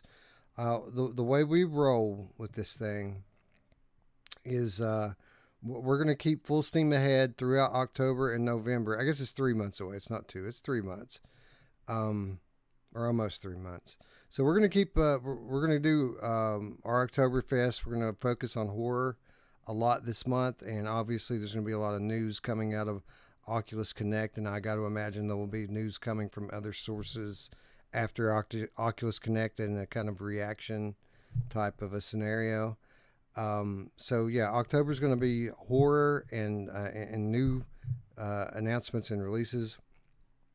November we have the run up to the holiday season, and we will have our usual scheduled stuff throughout November as we begin to start planning for our big end of the year show that we do every year, the 2022 show. And then when December rolls around, we might do some content for the first week. But after that, we're going to take an extended leave from the channel because the show we do at the end of the year is such a monster. It takes every minute of every day to prepare for it. And I got to be honest, I'm intimidated already. I haven't even started on anything yet. So we're going to start. We're going to start real soon. Kind of,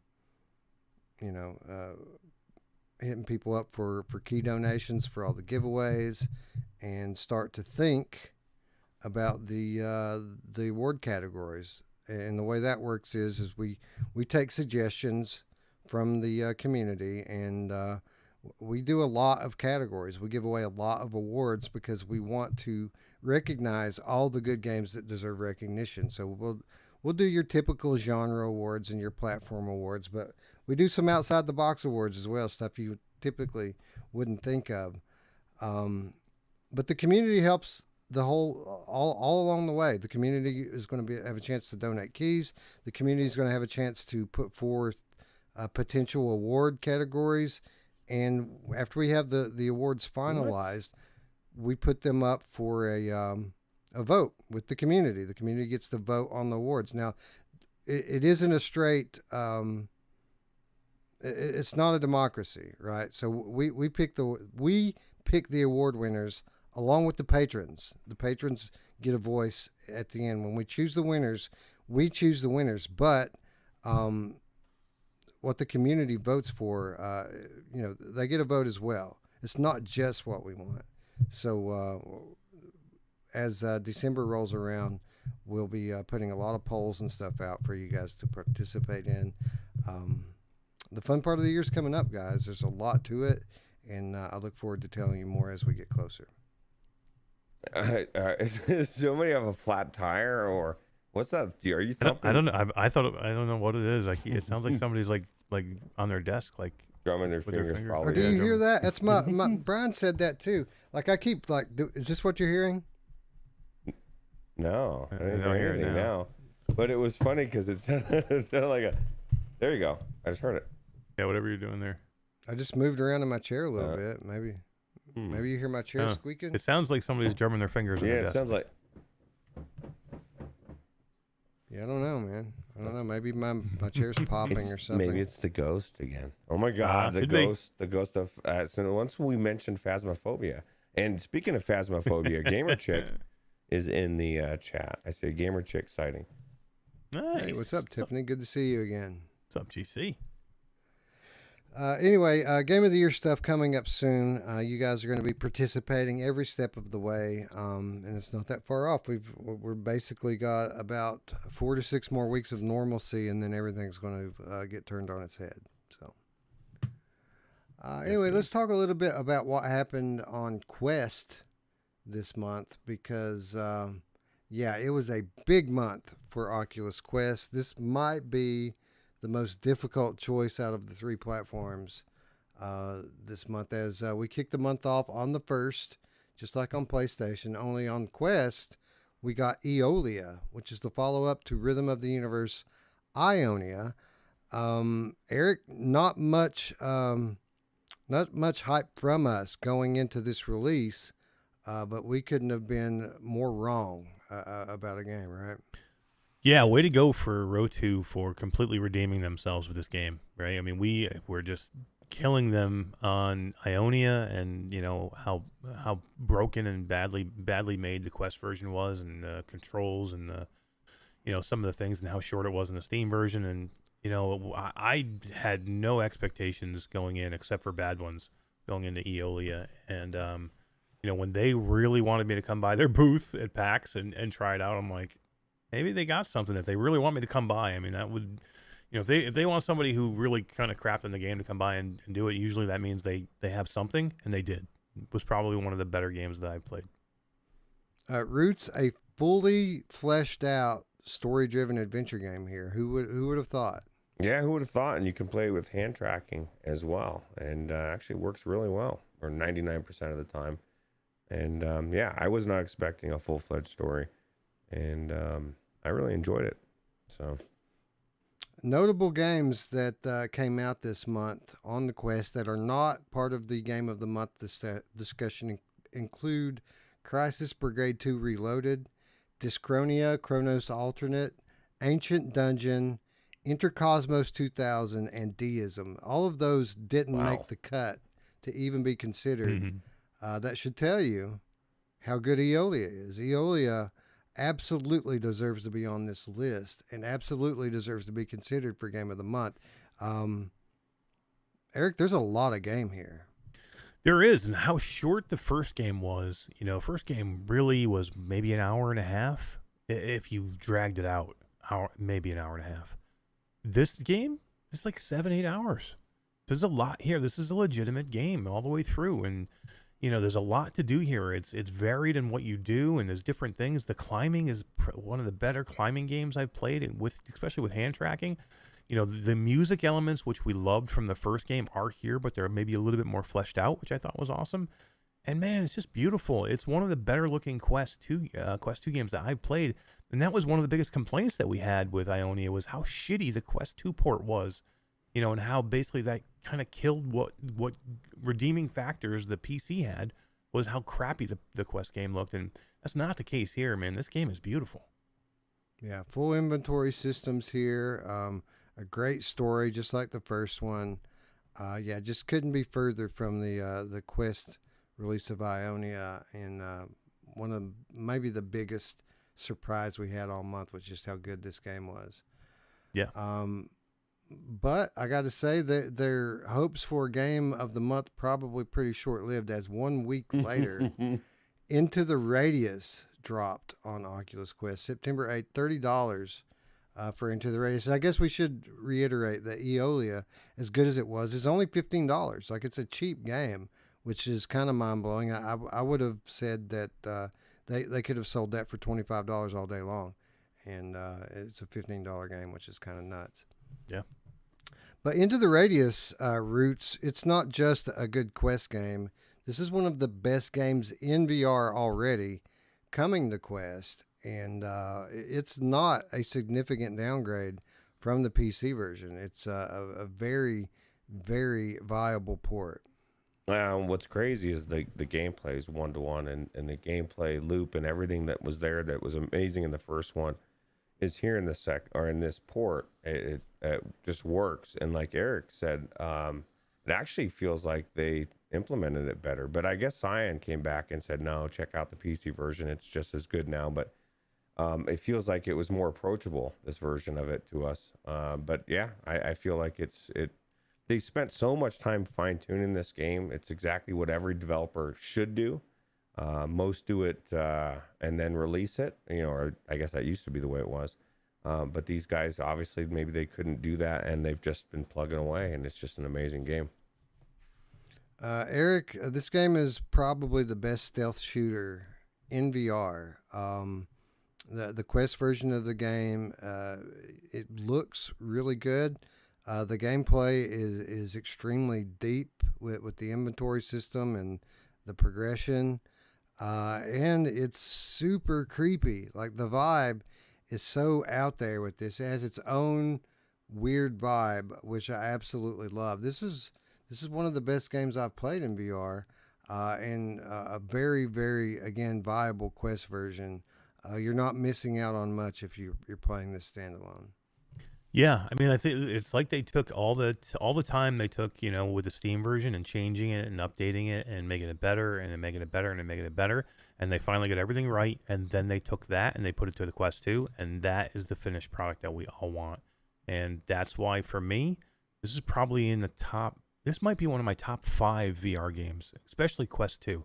If you're talking Quest 2, this probably could be definitely my top 10, maybe one of my top 5 all-time VR games for the Quest 2.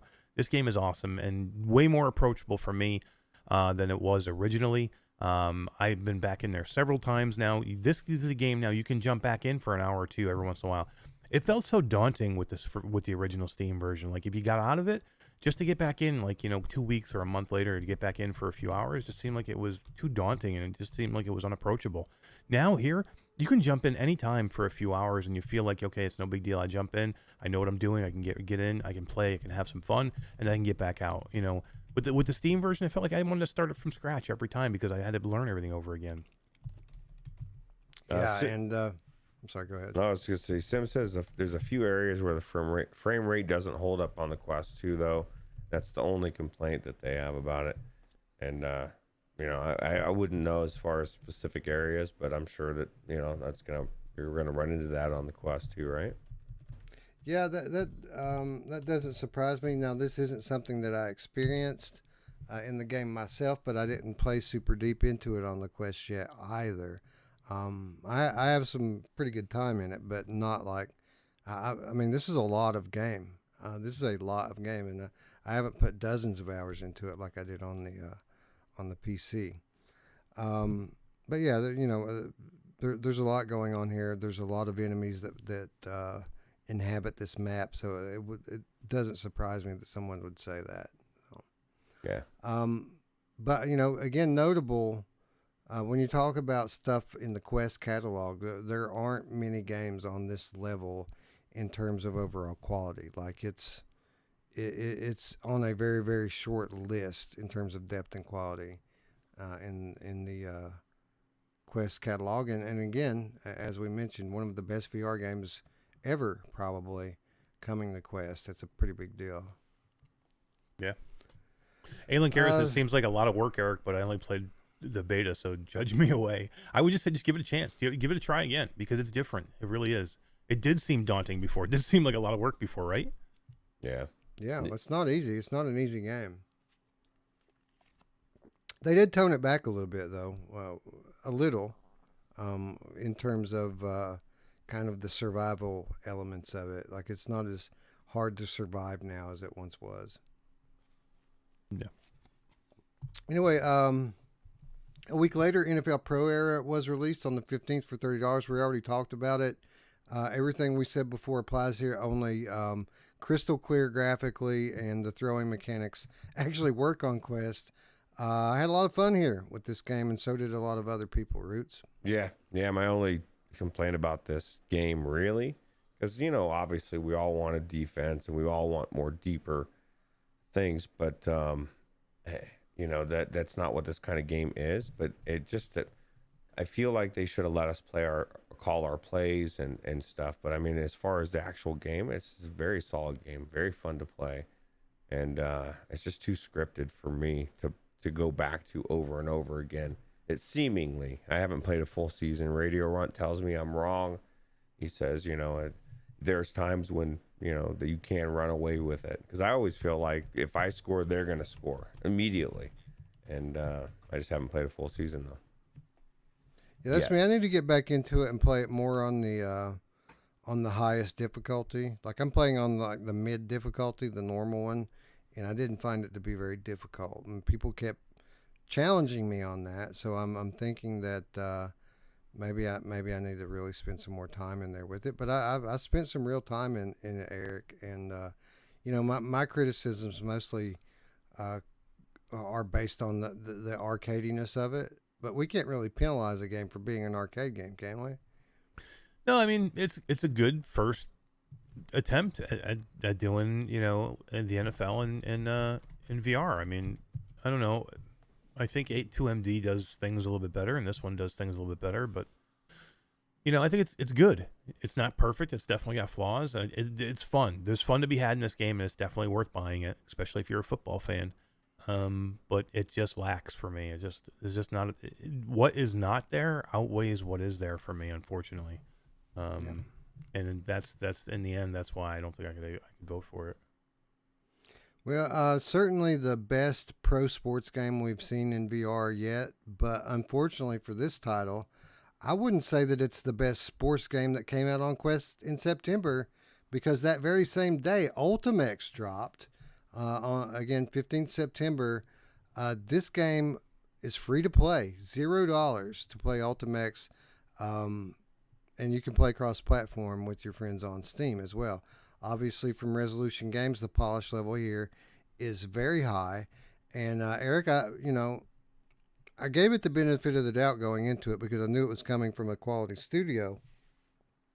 But I didn't really think that I would love this game as much as I actually did. I have had a blast in Ultimex so far.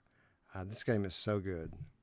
Yeah, this was one of the, I was worried for Resolution because I know I hated Knock, and maybe unjustly because I didn't put a ton of time in the Knock, but just wasn't my kind of game.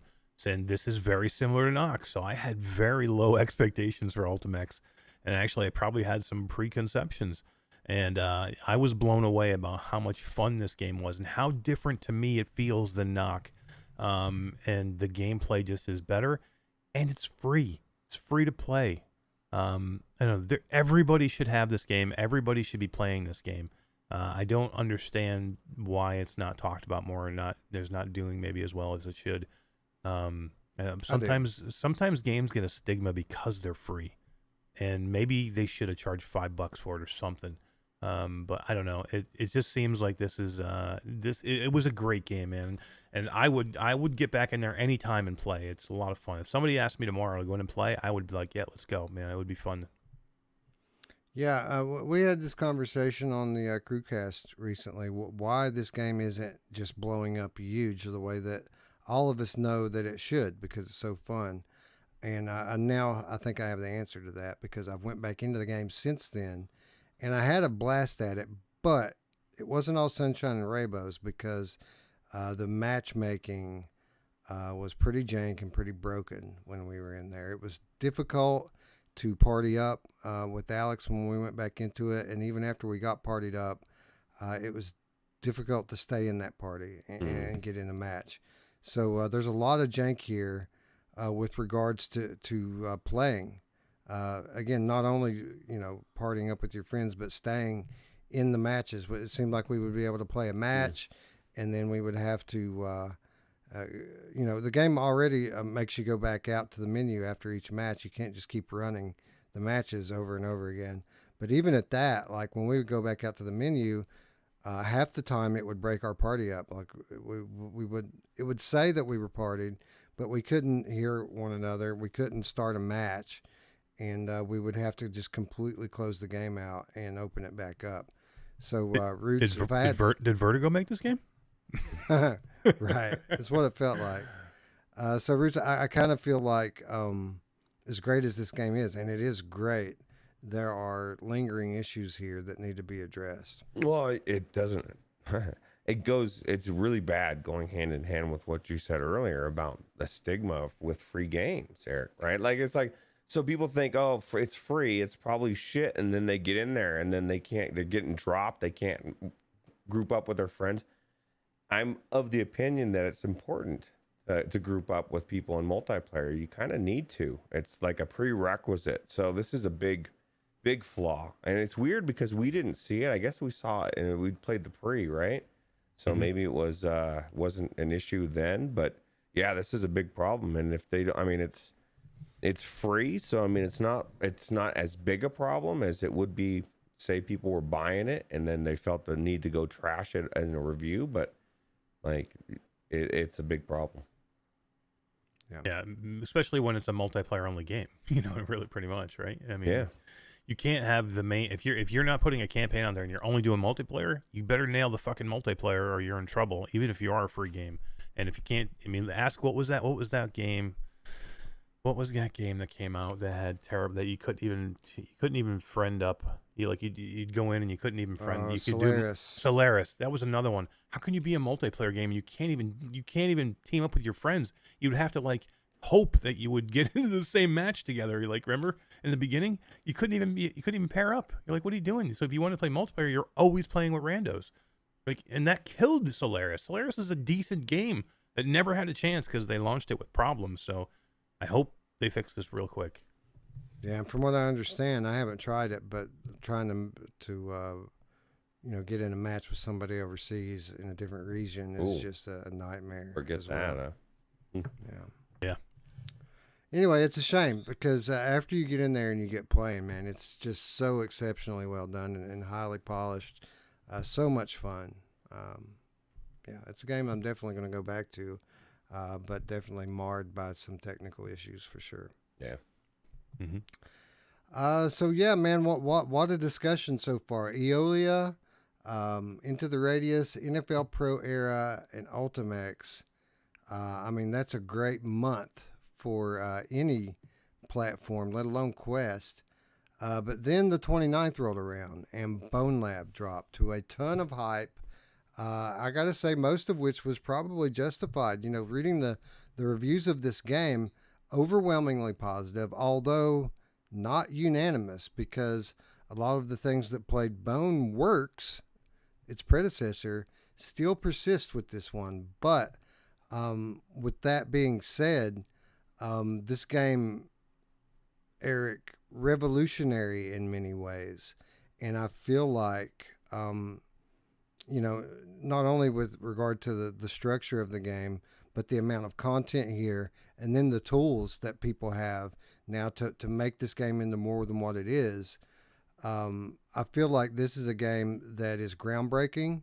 I feel like, in spite of the frustration in the gameplay aspects of it, that this is going to be a game that people are talking about 2 years down the line, 3 years down the line. I feel like the legend of this game is only going to grow. Yeah, this is a great game. This is an absolutely great game. It's a must-buy for people. I really think it is, with some caveats. If you're an experienced VR player, I think it's definitely a must-buy. If you're not, then I would check it out first, and check the first 2 hours first and see how you do. But anyway, to me, I think this game was hurt by the hype, because if this game wasn't hyped, it wasn't Bone Lab, okay? If this was just some other developer who made this game, it would be way higher rated. There wouldn't be as much criticism of this game. But because it's Bone Lab, because it's made, it was made by the same people that made Boneworks, it was completely way overhyped, and any little tiny thing wrong with it, we were going to pick on it, and rightly so, I guess, because it does have some flaws, but it's a great game. It's one of the best games out there that you're going to find, and it really shows you what VR can be all about when it's done right and when you understand it. And Roots, everything we say being absolutely true of this game, and that's outside of the fact that they pulled this off on a standalone platform. This is on Quest, bro. That's crazy. That's crazy. The physics and everything else. My only problem, I feel like 75% of the complaints are justified, and we went over that. Like, them not the way they, even though we really, in the end, stepped back and artistically looked at the way they threw you into this thing, and we had to figure out, you got the game inside the game within whatever. The average person was like, "What the fuck is happening? Like, where am I going? Why am I wandering in circles? What is this?" And I feel like that was a problem. I wouldn't ding that for the game, because that has nothing to do with the gameplay. And I guess it's the shame because a lot of people are not going to experience this game in the way that it should, because they're going to give up in that first hour of trying to figure out what the fuck is happening. Like Eric said, if he hadn't gone and tried to figure out what was, how to get through that beginning area, I mean, I'm sure eventually you would have figured it out. Or maybe, you would have figured it out because you have to talk about it.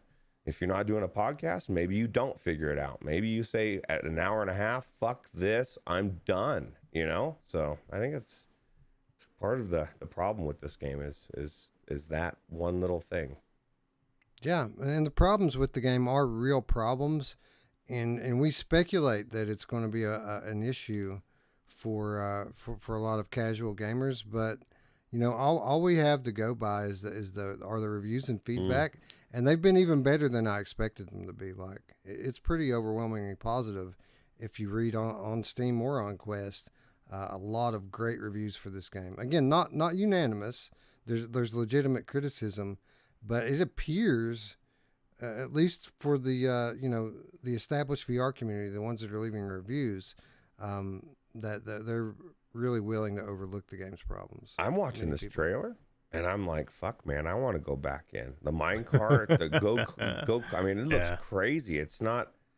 This isn't Boneworks, dude. Boneworks was cool, but it was a tech demo. This is not the tech demo that we thought it was gonna be, right?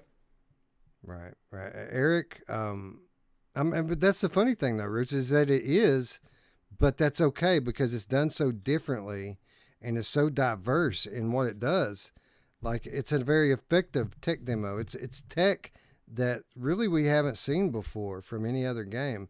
And that's what I was getting ready to say to you, Eric, is that, I mean, especially on the Quest platform, this game is a unicorn, bro. There's nothing else like it. Yeah, and I think that warrants, some it gives it weight. It warrants, our praise because of what it is and where it is, what platform it's on. If this is a game that's just on PC by itself, it's still a great game, but is it as great? Now, to me, a lot of the greatness of this game is, I'm going, how the crap did they do this, man? They put this game, this physics engine, this amazing game that they actually did it, and they pretty much moved Boneworks over to the Quest 2, with some downgraded graphics. But to me, the physics is all there. Everything you see in Boneworks is pretty much here in Bone Lab, and that's a marvel. And I think it deserves to be mentioned, and it deserves, some praise, and it deserves some, push towards Game of the Month because of that. All right, so now comes the part where I put the poll out to the community, and one of the flaws with the YouTube polling system is they only allow you 4 choices. I think we can all agree that Bone Lab and Into the Radius deserve to be on here.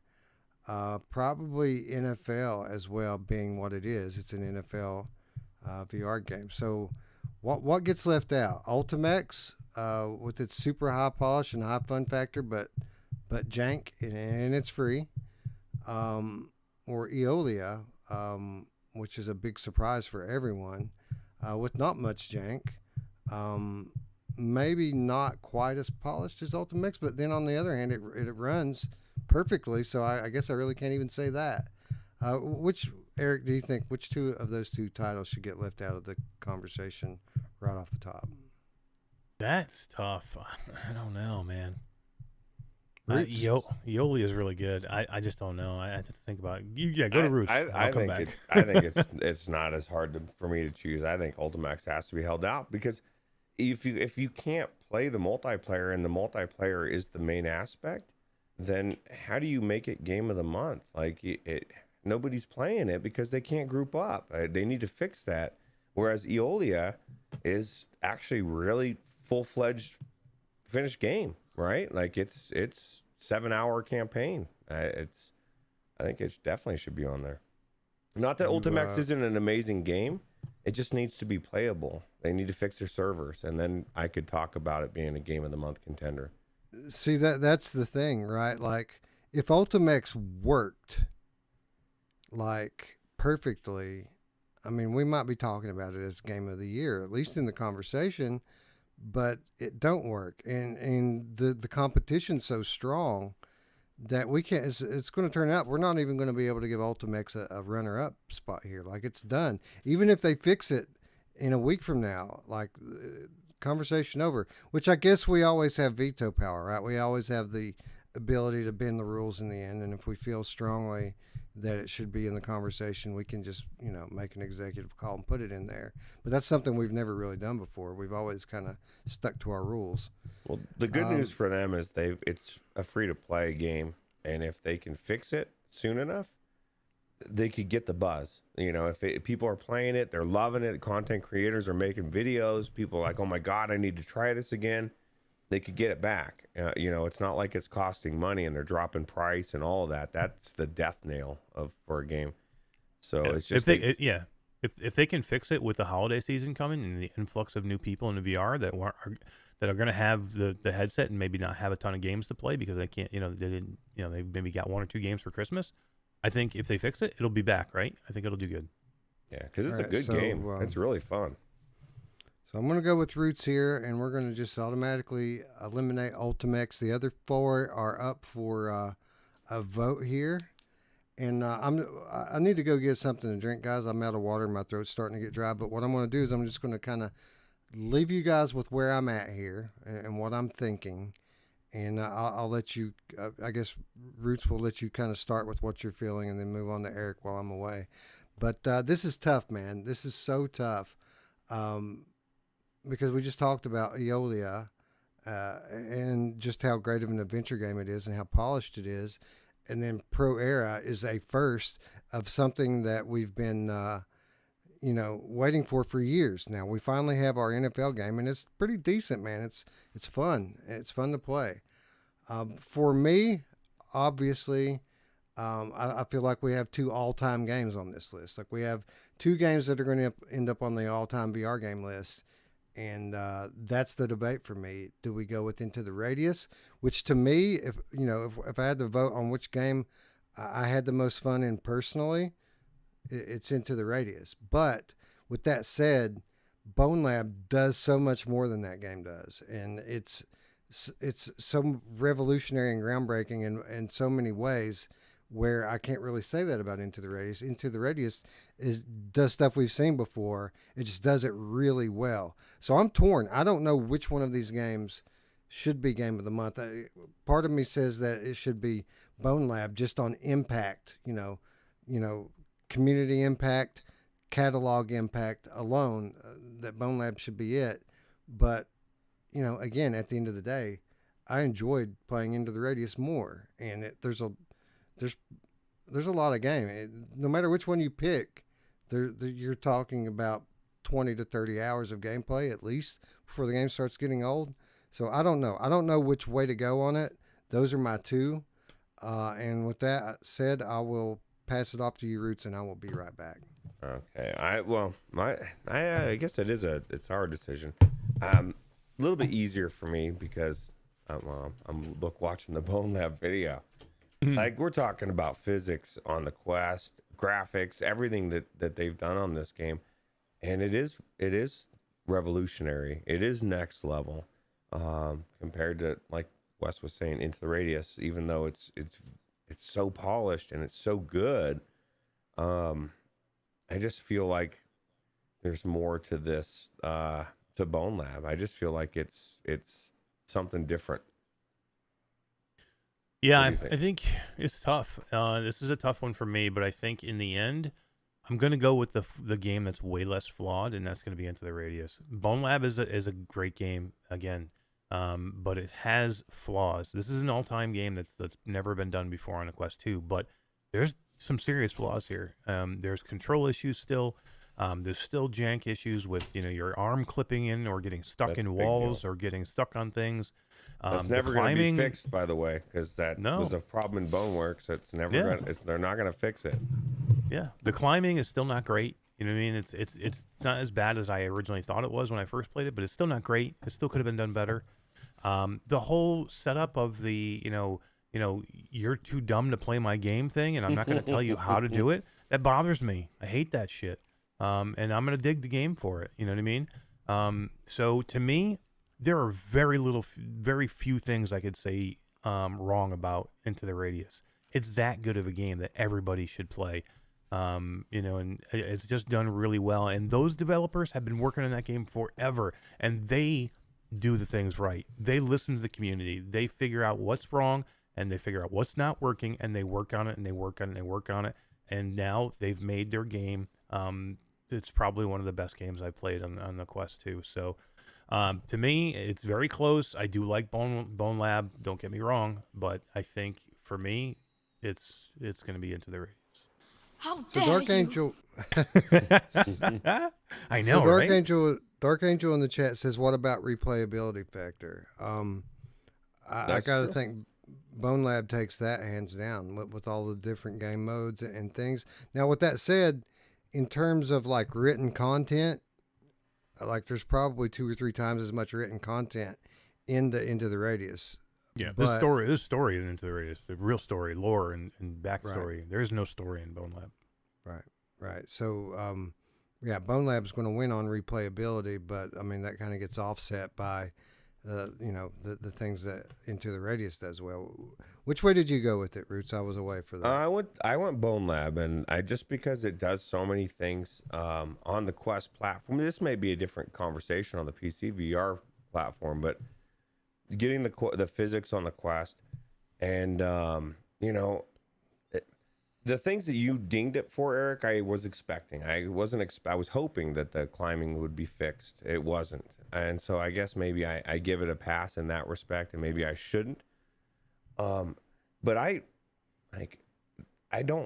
have so much fun playing Bone Lab, and I have zero fun playing. And maybe it's just the games I like, the gameplay, but there's just the same thing that existed with Boneworks exists in Bone Lab. It's so immersive. It's like you get in that world, and because you're dealing with real physics, it just you're in this world. And so I just feel like they as snarky as the developers are, I definitely think that this is at least for me, my game of the month. But I would also say that it's so close, like Eric said, that it might be a good one to drag one or the other along with as a runner-up. Yeah, I think that's where we're at here. That I think that we have 2 legitimate Game of the Year candidates here, and I mean that completely. Either one of these could end up being Game of the Month. I'll just say here right now, I think we're going to do the same thing here that we did with PlayStation VR.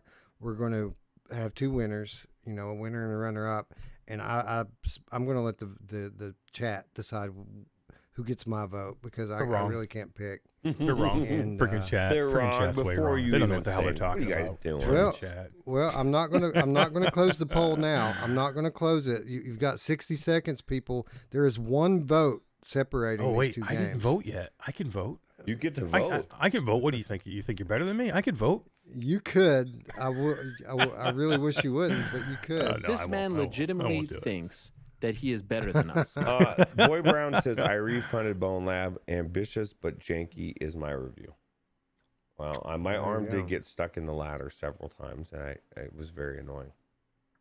Yeah, I think the ambition is a lot of what we're judging it by here because the view, you can see where they're going with it, right? What they want it to become, and ambitious is a good describer of that. I think that if this game works out the way they want it to work, well, it's going to become so much more than what it is right now in the years to come.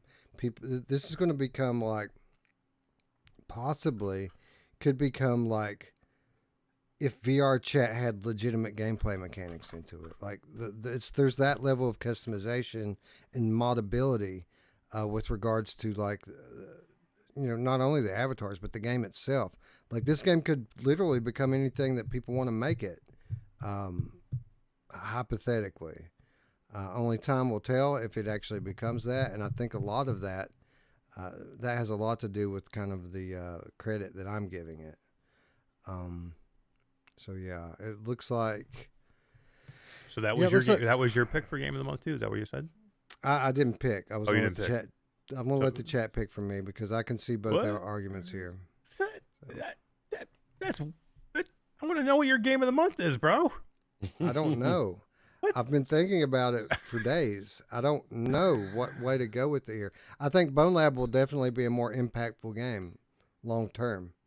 I enjoyed playing Into the Radius more. So which way do you go? I picked mine. Yeah, I don't know. I'm gonna let the chat choose for me, and it looks like they have by 2 votes now. Bone Lab out Outlast Into the Radius. It was close. I can assure you that the last word has not been said on this debate. We're going to be talking about these games again in short order. And if you want to have a say in that discussion, more so than like, everyone gets a vote, but Patreon, our Patreon supporters are pretty much equal with us. Like the way it works is we put polls out for Game of the Year and all of the end of the year awards. People vote on them, and kind of the community as a group gets one vote. And of course, Eric, myself, and Ruuts, we all get one vote each. And then the Patreons get a vote, because when we decide the winners, we do it in VR in a venue. Typically, it's been big screen. We might move it this year, we might not. But we meet with the patrons who want to meet with us, and we all talk it over, and we all decide who the winners are going to be. So if you want to have a little more say in that, there's a real easy way to do that. $3 per month. And the links are in the description. Yep. Hell yeah. All right, voting's over. It went to Bone Lab. Now, what's your pick? If you had to pick right now, I don't know, man. I've made my feelings on this very. Well, he just said if he had to pick on his own personal gameplay, he'd pick Into the Radius. If he picked on ambition and what the game would do, it'd be Bone Lab. I think the ambition and the gameplay for me, even the frustration of that and entering a room, the uniqueness, man, like. You just don't know what the fuck's around every corner. That's what's kind of cool about Bone Lab. And I never would have guessed there was a mine cart in there until I saw it in this preview. I just think it's super cool. Yeah, a lot more versatility in Bone Lab than in Into the Radius. Into the Radius is what it is. Bone Lab is a little bit of everything, right? And a lot of nothing. It's in a mash. That's a cool thing. That's a cool thing to say. Legitimately thinks that he is better than us. A lot of nothing is a cool thing to say. It sounds really good, but that's not true. There's a Come lot of on, stuff this game has got serious flaws, man. There's serious stuff wrong here. Tell me. Here was my argument. You were gone while I was arguing. I can't find many flaws with Into the Radius. I can give you 5 flaws that are serious flaws with Bone Lab right now. So how can you vote how can you vote for one game of the month over the other if the other one has serious flaws in it and the other one really doesn't, and they're both great games? Well, because it's the biggest serious flaws, the physics. If Boneworks didn't exist before, which is kind of a weird way to look at it, because we knew, and these physics, they are what they are. They're too much physics, but there's nothing like it, right? And even Half-Life Alyx physics isn't like this. The puzzles, the physics puzzles, everything about it. There's so much depth to it for nothing. It's kind of like Seinfeld, right? A show that's very deep about nothing. It's a question of scope. It's a question of scope. So let's put this in terms of music. So let's say you have like a 3-song EP that has 3 great songs on it that are just awesome. But then you're putting that up against a 3 CD box set that has 50 songs in it. Many of them are great. Some of them are not so great.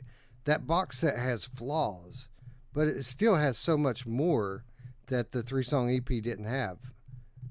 That's how I would kind of compare this. The scope of Bone Lab is so much more. They're trying to do so much more than what Into the Radius is doing. Into the Radius does one thing very well. Bone Labs does 30 things, and 5 of them are kind of jank. You know what I mean?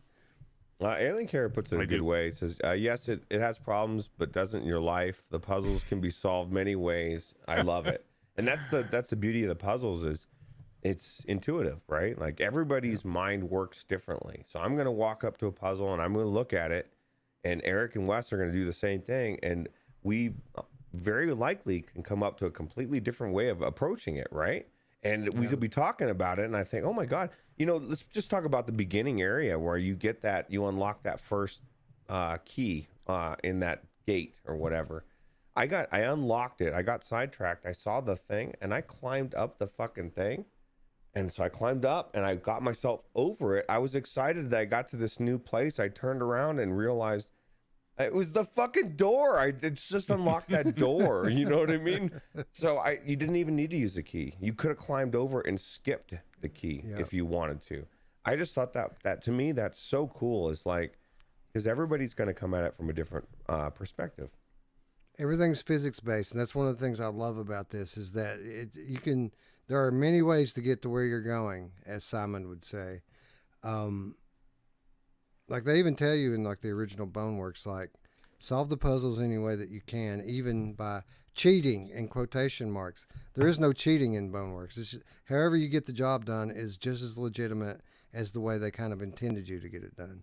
And there's a lot of it. There's a lot of variability in how you can approach every room, which is great. I still hope that they somehow do exactly what Wes said and fix to where your arm doesn't get caught. They could do that to where it just goes through the bar from behind your back and it doesn't get caught.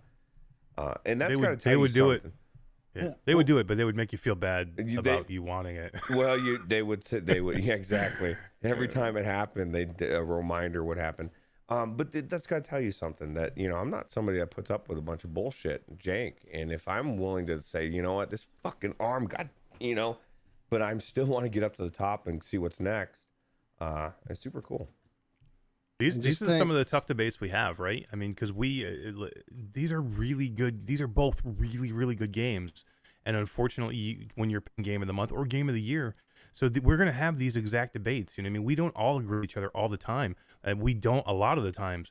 And we're going to have these debates and we're going to have to like nitpick great games to decide what wins game of the month or game of the year or for what platform. So this is what's going to happen. This is going to get interesting. This is why we need the patrons, right? We need their votes and their voice because it's going to be a hard conversation. Yeah. Yeah. There's a lot, I mean, this has been a slow year for VR in many ways, but we did have our share of bangers this year too, and that's about to be very obvious as we get into the game of the month discussion or game of the year discussion. Yep. Before we move on to PCVR, I do want to point one more thing out about the Quest debate here. Had Scion been here, they would have been able to force me to pick. Like, his vote. Yeah, all right. His vote. How important would his vote have been there, man? I blame him completely. Scion. Well, it's because it's Quest. He ain't going to talk about it. That's true. He'd like, it's the worst game ever. Yeah. Well, this is the only, Into the Radius is the only Quest game I've ever heard him say something nice about, so... Well, ironically, I thought the same thing was going to happen for Gerillo. And because it was on the Quest, it doesn't matter if it's on PC. He was crapping all over this thing on the very moment it came out. I'm looking at you, Gerillo. Anyway, we're going to move through PCVR a little bit more quickly. We've got some repeat titles and some easy outs here. But Distortion VR came out on September 9th. This is for $20. This is an interesting one, guys, because I feel like by the, by definition, that Distortion VR is an early access game. It's still very much a work in progress. It's still being iterated upon and improved. It's a fun shooter that has some clear deficiencies, minor stuff, nothing game breaking. But there's definitely some polish left to be done here. But we can't give it the early access pass because it's technically not early access. It hasn't been categorized as such. It's on version 1.03 now. There's nothing on Steam that says early access. We know this game's coming to Quest and PSVR 2 and will be more polished at that point. But we have to judge it today by what it is here. And it is great fun. I don't think it's game of the month. Eric, you played this today. What did you think? I thought it was beautiful. It's very cyberpunk. This is there's a lot of action to this game, but there's so much jank right now. But it is one. I mean, when you see this cyberpunk world, I mean, it's awesome looking, especially when you get outside. But there's so much jank going on to it. This should be early access. I can't believe that they launched this not into early access. Like this is the definition of an early access game. I'm really looking forward to seeing where this game goes though, because it looks some of the gameplay is really, really good, and the visuals are beautiful. And I was stunned at some of the visuals of this game, and the action is what I want, like lo-fi and to be. Right. Roots, there's a reason that we haven't done an in-depth discussion on this game yet. It's because we see the potential with it. Like, I feel like as good as it is right now, it could be a lot better, right? Yeah, absolutely. And it is bizarre that they didn't release into early access, right? There's really no reason on Steam. Yeah, I guess on Oculus, right? Don't they make it difficult to update if once you go into early or come out, or is that vice versa? I don't know. No, they do. You can't. What happens with Oculus is, even if you're on App Lab, you can pretty much change your game at any time. But if you're on the Oculus store proper, you have to get everything approved. So if you want to make a patch, you have to put the patch through QA, and that takes time. So it's very hard to get your patches done quickly. Everything has to be approved and checked out. Where Steam, you just do it, or even App Lab, you just do it. You can do it without anybody's approval. It doesn't matter. Yeah, and I just think it would have been a really good idea to do early access, or maybe just wait to release it, because there is a good game there, and so hopefully it'll, I don't think it could be game of the month, especially, I mean, there's no way it could be Bone Labs in there, and we just, after everything we just said, this game is too early, and maybe fast forward after it's finished and we could have that conversation. So. Yeah. I'm sure we'll be talking about this game many times in the future, and who knows, maybe it'll be Quest Game of the Year next year, or PSVR. Probably not PSVR, but maybe it'll be Quest Game of the Year next year. Boy Brown says, is Runner out today? Yes. Soon. It is. Sometime today. Can't say much, but I can tell you that it is out today. Afterlife VR came out of early access this month, Roots, and this is something we played before. I actually played all the way through this game when it hit early access and was fairly impressed with it, right? Yeah, absolutely. I'm trying to figure out, hold on one second. Eric has somehow disappeared on us. Eric, where'd you go, bro? Yeah, it's Will weird. you bury me when I'm gone? Yeah. Well, you need to come back. He's here. He made it. Yeah, this is Nice. definitely a very creepy game. Very well done. Looked very good, and I definitely think it was a good horror game from what I saw. Eric, very indie, kind of a cliche horror game, but that's not such a bad thing. Sometimes you just want to play a straightforward VR horror game, and I feel like that's what they gave us here. Yeah, it was pretty cool. I thought it had a lot of potential when it was in early access, and I remember you liked it a lot, and you finished it. I played at least an hour into it, I think. I thought it was really well done. It was creepy. There was a couple things here and there that needed to be fixed, and now it's in full release, and maybe we should go back and check it out. Yeah, I'll be for it. $15 this game too. Not Steal. not going to break your bank picking this one up. Yeah. Paradox of Hope VR is an early access game. September 15th, this came out, $20. Obviously, we're going to give this one a pass. We're going to come back to it when it's finished. But I feel like what's here already is good enough that it deserves recognition. And if it were in full release, I think it would be a viable part of this conversation. Fair, Eric? Yeah, this if this was full release and they had the game fleshed out all the way, this probably would be my game of the month, because I played quite a bit of this game. I played it originally early on when it was in a demo form. I played it when we had some early access to it, and I played it again, and it's really, really good. When this game is done, I think it's going to be something special. Roots, to put it in clickbait language, this is Metro VR, bro. Yeah, it's definitely Metro VR vibe for sure. And like Eric said, if it's once it's fully fleshed out, this is going to be an amazing game. It already has a really good vibe and feel, and I love the aspect of something that makes you use one of your hands to see, right? Like just so the light like that, or light thing. I love that about, what was that horror game that we played last year, a couple years ago? Lies Beneath. Yeah, Lies Beneath. I thought that was such a cool mechanic. So Yeah, Paradox of Hope, super cool. Already worth the $20. It's dark, it's scary, and beyond the story mode, the raid mode by itself. Typically, I don't like these type of tack on game modes, but the raid mode is actually fun and very replayable, and yeah, it's really good already, and I look forward to getting back to Paradox of Hope when it reaches its final state. Ultimax we already talked about with Quest. It is absolutely fun, completely seamless and fun gameplay experience with some obvious matchmaking jank that I'm sure is going to be worked out in short order. Yeah, what's left to say about this one, guys, that we haven't said already? no, that's pretty much all said. Yep.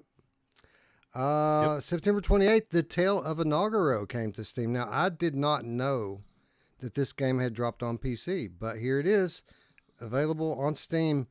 Roots, how much was this game when it launched on Quest? Because it's $35 on Steam. I don't remember it costing that much. No, I thought maybe $29.95, but I don't remember. The $35 is an odd amount for Quest. You usually don't see that. I think it was expensive. I remember. I think we were talking about the price going. That was the only issue with the game. But we expect it because of this type of gameplay. Yeah, or this type of game usually commands more money, right? Right, because Last Labyrinth was the same way. It was expensive. Yeah. It's a solid game, man. Kind of I don't know, kind of a puzzle shooter, if you will, with some weird progression in it. But it was fun. It's fun to play. The bosses were massive. Probably a better game than it gets credit for being. From what I understand here, and I haven't played it on PC, but reading through the reviews, it appears that this is a straight one-to-one port from Quest. There is no PC enhancement. It's the same game on Steam that you get on Quest, which is fine. It's a good game. It don't look bad. Yeah, a decent game and definitely worth being on this list. Yep. It was $29.99 on Quest.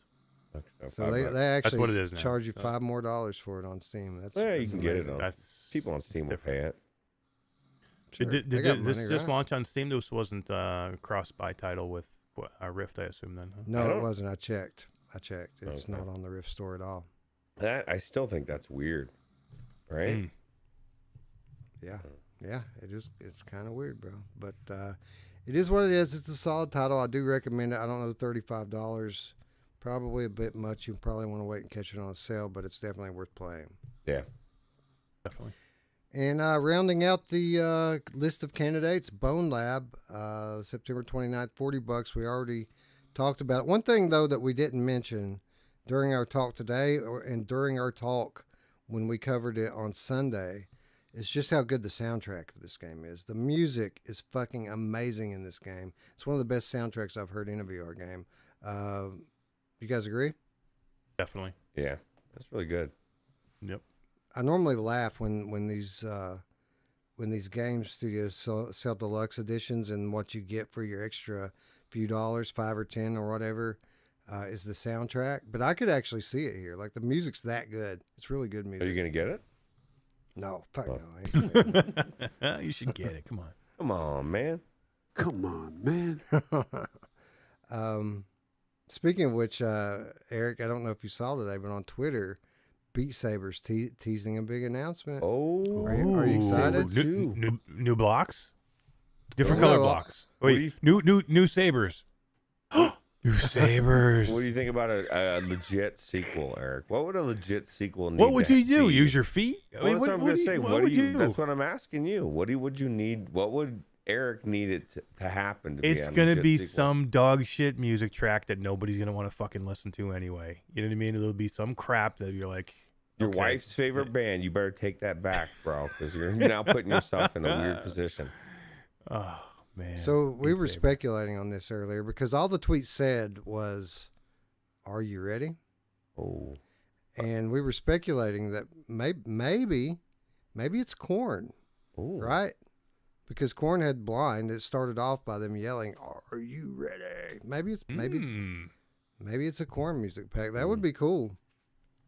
Yeah, it would be. That would be so unlike Beat Saber to do something pretty Yeah, cool. no, Is that going to get you in there, Eric? Good. Check it out. I like Korn, man. So maybe no. Maybe not. No. No, you know what I did though? I did a video for these new headphones I'm trying out, and I went into Synth Riders again just so I could hear some audio. And man, Synth Riders is so good. I love that game. I went and did some Muse stuff again, just on my own, just not even for the recording, just because I wanted to. And man, I love that game. You know, I talked to a customer a couple days ago that hasn't. I think he said he may have tried VR once. I don't think he did. He said his friend had it or somebody had it. And guess what? The one game that he was able to mention was Beat Saber. Yeah. Of course. He didn't know what the name was, but he started to describe it. I was like, Beat Saber? And he's like, oh, yeah. And it's like, I thought of you every time that happens. I know. We're all like sheep. I know. Yeah, that's what it is. Fabster wants to know if the Bone Labs music is better than Eolia. I would say to listen to, yes, but Eolia is a little bit different because the music's actually part of the game with the Eolia. It's a musical game, so I don't know, like, if in terms of like 1-to-1 quality, I would say that Boneworks is better. But if I had to like pick one to sit around and listen to, yeah, hands down, I'm listening to the Bone Lab soundtrack first. All that music is done in house by for Eolia too. By the Really? way, it's so cool. They made all their own music for that. Wow. Yeah, it's really good. Island Care says Korn, Blind, and Beat Saber keep dreaming. So here's the thing with that. Like, Blind would probably be the best song they put in a Korn pack.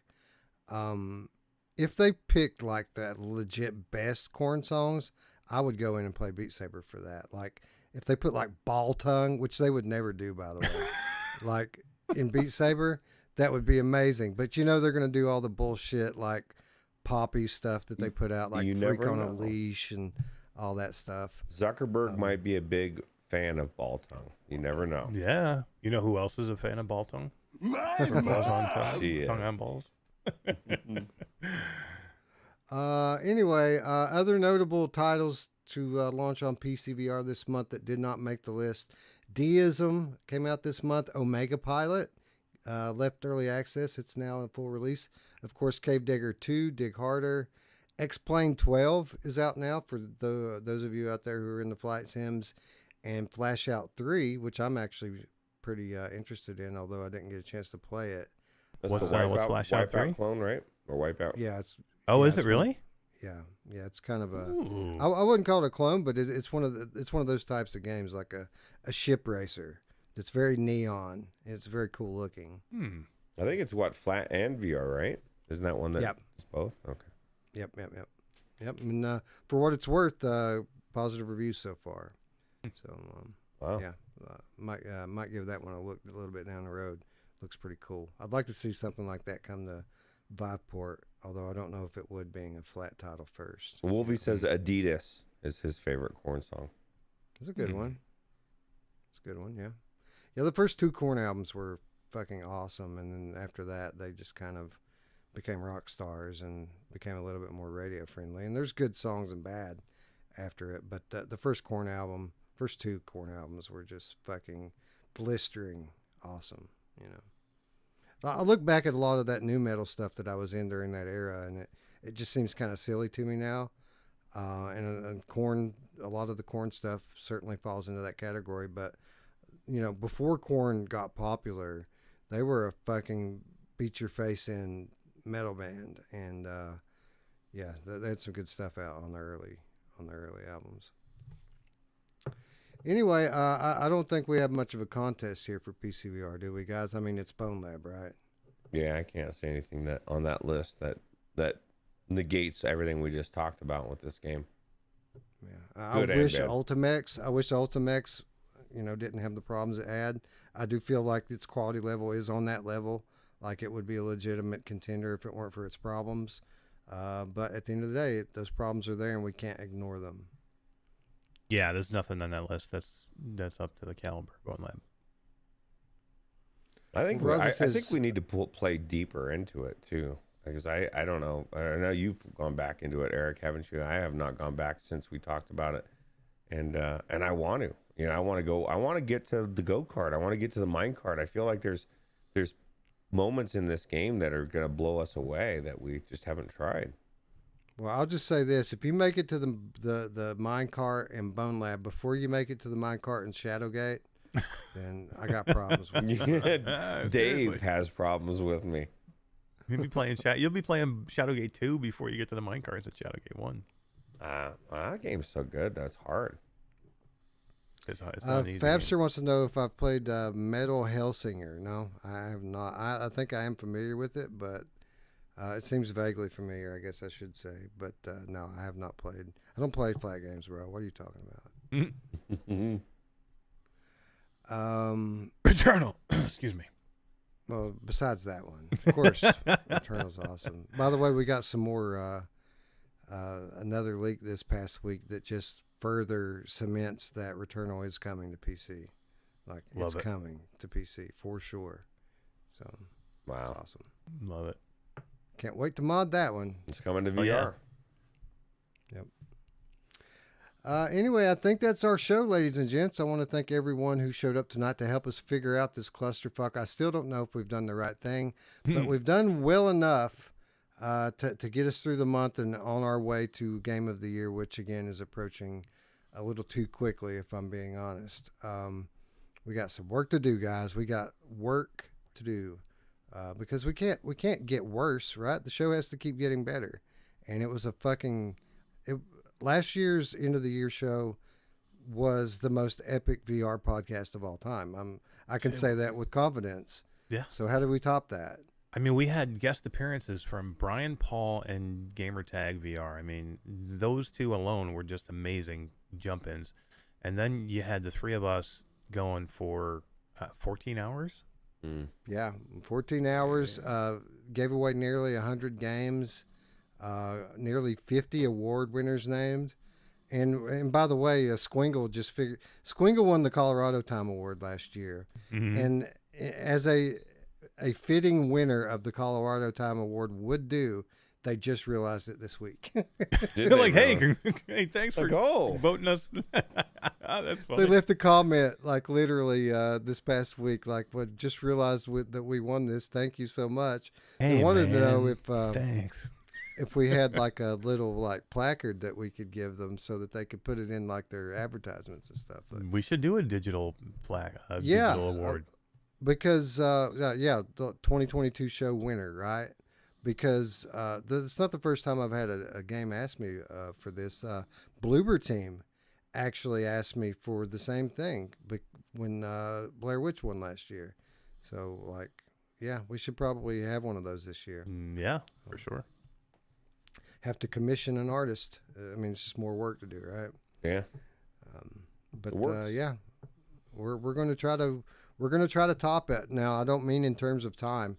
I really like to keep it sub 8 hours this year, but we'll see how it goes. Well, it cuts 24 off hours. at 12, right? Yeah. So Yeah, we're not we gonna have cross to 12. keep it under 12. Two streams.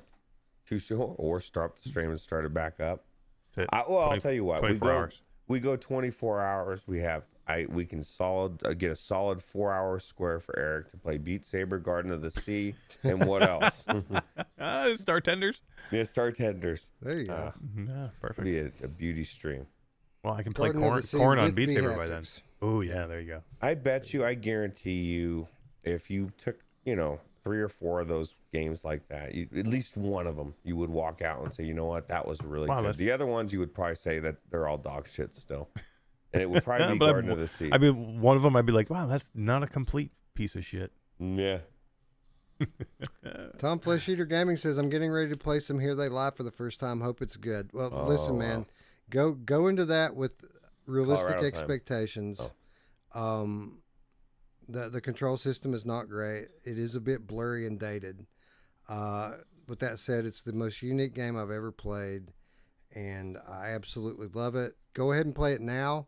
I'd say within about 2 weeks' time, I'm going to be doing my definitive deep dive playthrough, Breakdown. which I do every year. I break it down. I point out things that you probably missed. You're going to come out of it saying, what the fuck? What the hell did I just see? I'm going to do my best to kind of explain to you what the meaning is behind it. There is some deep meaning behind that game. Again, I do it every year because the audience gets bigger every year, and people are still saying, what the fuck with that game. Sequel coming. Yeah, Just kidding. oh, Yeah. no way. Yeah, well, I mean, there's a spiritual sequel coming. I do believe that. A good majority of the team that worked on that game are at a new studio now, working on a Tangentleman? new project. No, not Tangent Games. Tangent Games. The team that made Here They Lie are no longer at Tangent Games. They were the Tangentlemen, right? Or something like that? Yeah, they have disbanded. But many of them have gotten back together, and they work at Eyes Out Studio now on a brand new and just as groundbreaking, according to them, revolutionary horror game that is heavily dependent upon sound design. So we'll see what that actually turns out to be. But it's going to be a big deal. They've got a publishing deal with Epic Games. It's going to be something else. I'm very confident and probably more hyped for that project, knowing nothing about it, than anything else that I know of right now. I can't wait to learn what they're working on. Anyway, let's get out of here, guys. If you're new to the channel, please subscribe, ring the bell so that you can be notified when we go live. Again, I'm going to get on here as much as I can this month and play some scary stuff for you guys. It's my favorite time of the year. I'm going to try to take advantage of it as much as I possibly can. If you want to support the show, you can do so on Patreon. Less than $1 per week gets you our weekly show notes, exclusive content, insider updates. Thank you to all of the patrons. And by the way, for the new people that joined this past week, we had, I think, 3 new patrons this week. I still haven't had time to update the outro. We'll have a new outro the next time you see us on Sunday. The outro will be updated with your name. So thank you to everyone who supports us on there. And again, the Discord, we're there. We're always there, lingering, lurking, and getting together to play games and talk about things that have nothing to do with games. It's a cool, relaxed family atmosphere. It's still small enough to where you can kind of know everybody. So yeah, join up. There's an invitation down below. It's absolutely free. And if you need to talk to any of us, that's the best way to contact us. We do see the comments on there, and we do respond when you tag us. So Yep. Anyway, with that said, friends, I'd like to thank you all once again for watching. For Roots and Eric, I'm Wes. We will see you very soon. Good night. Take it easy. See you later.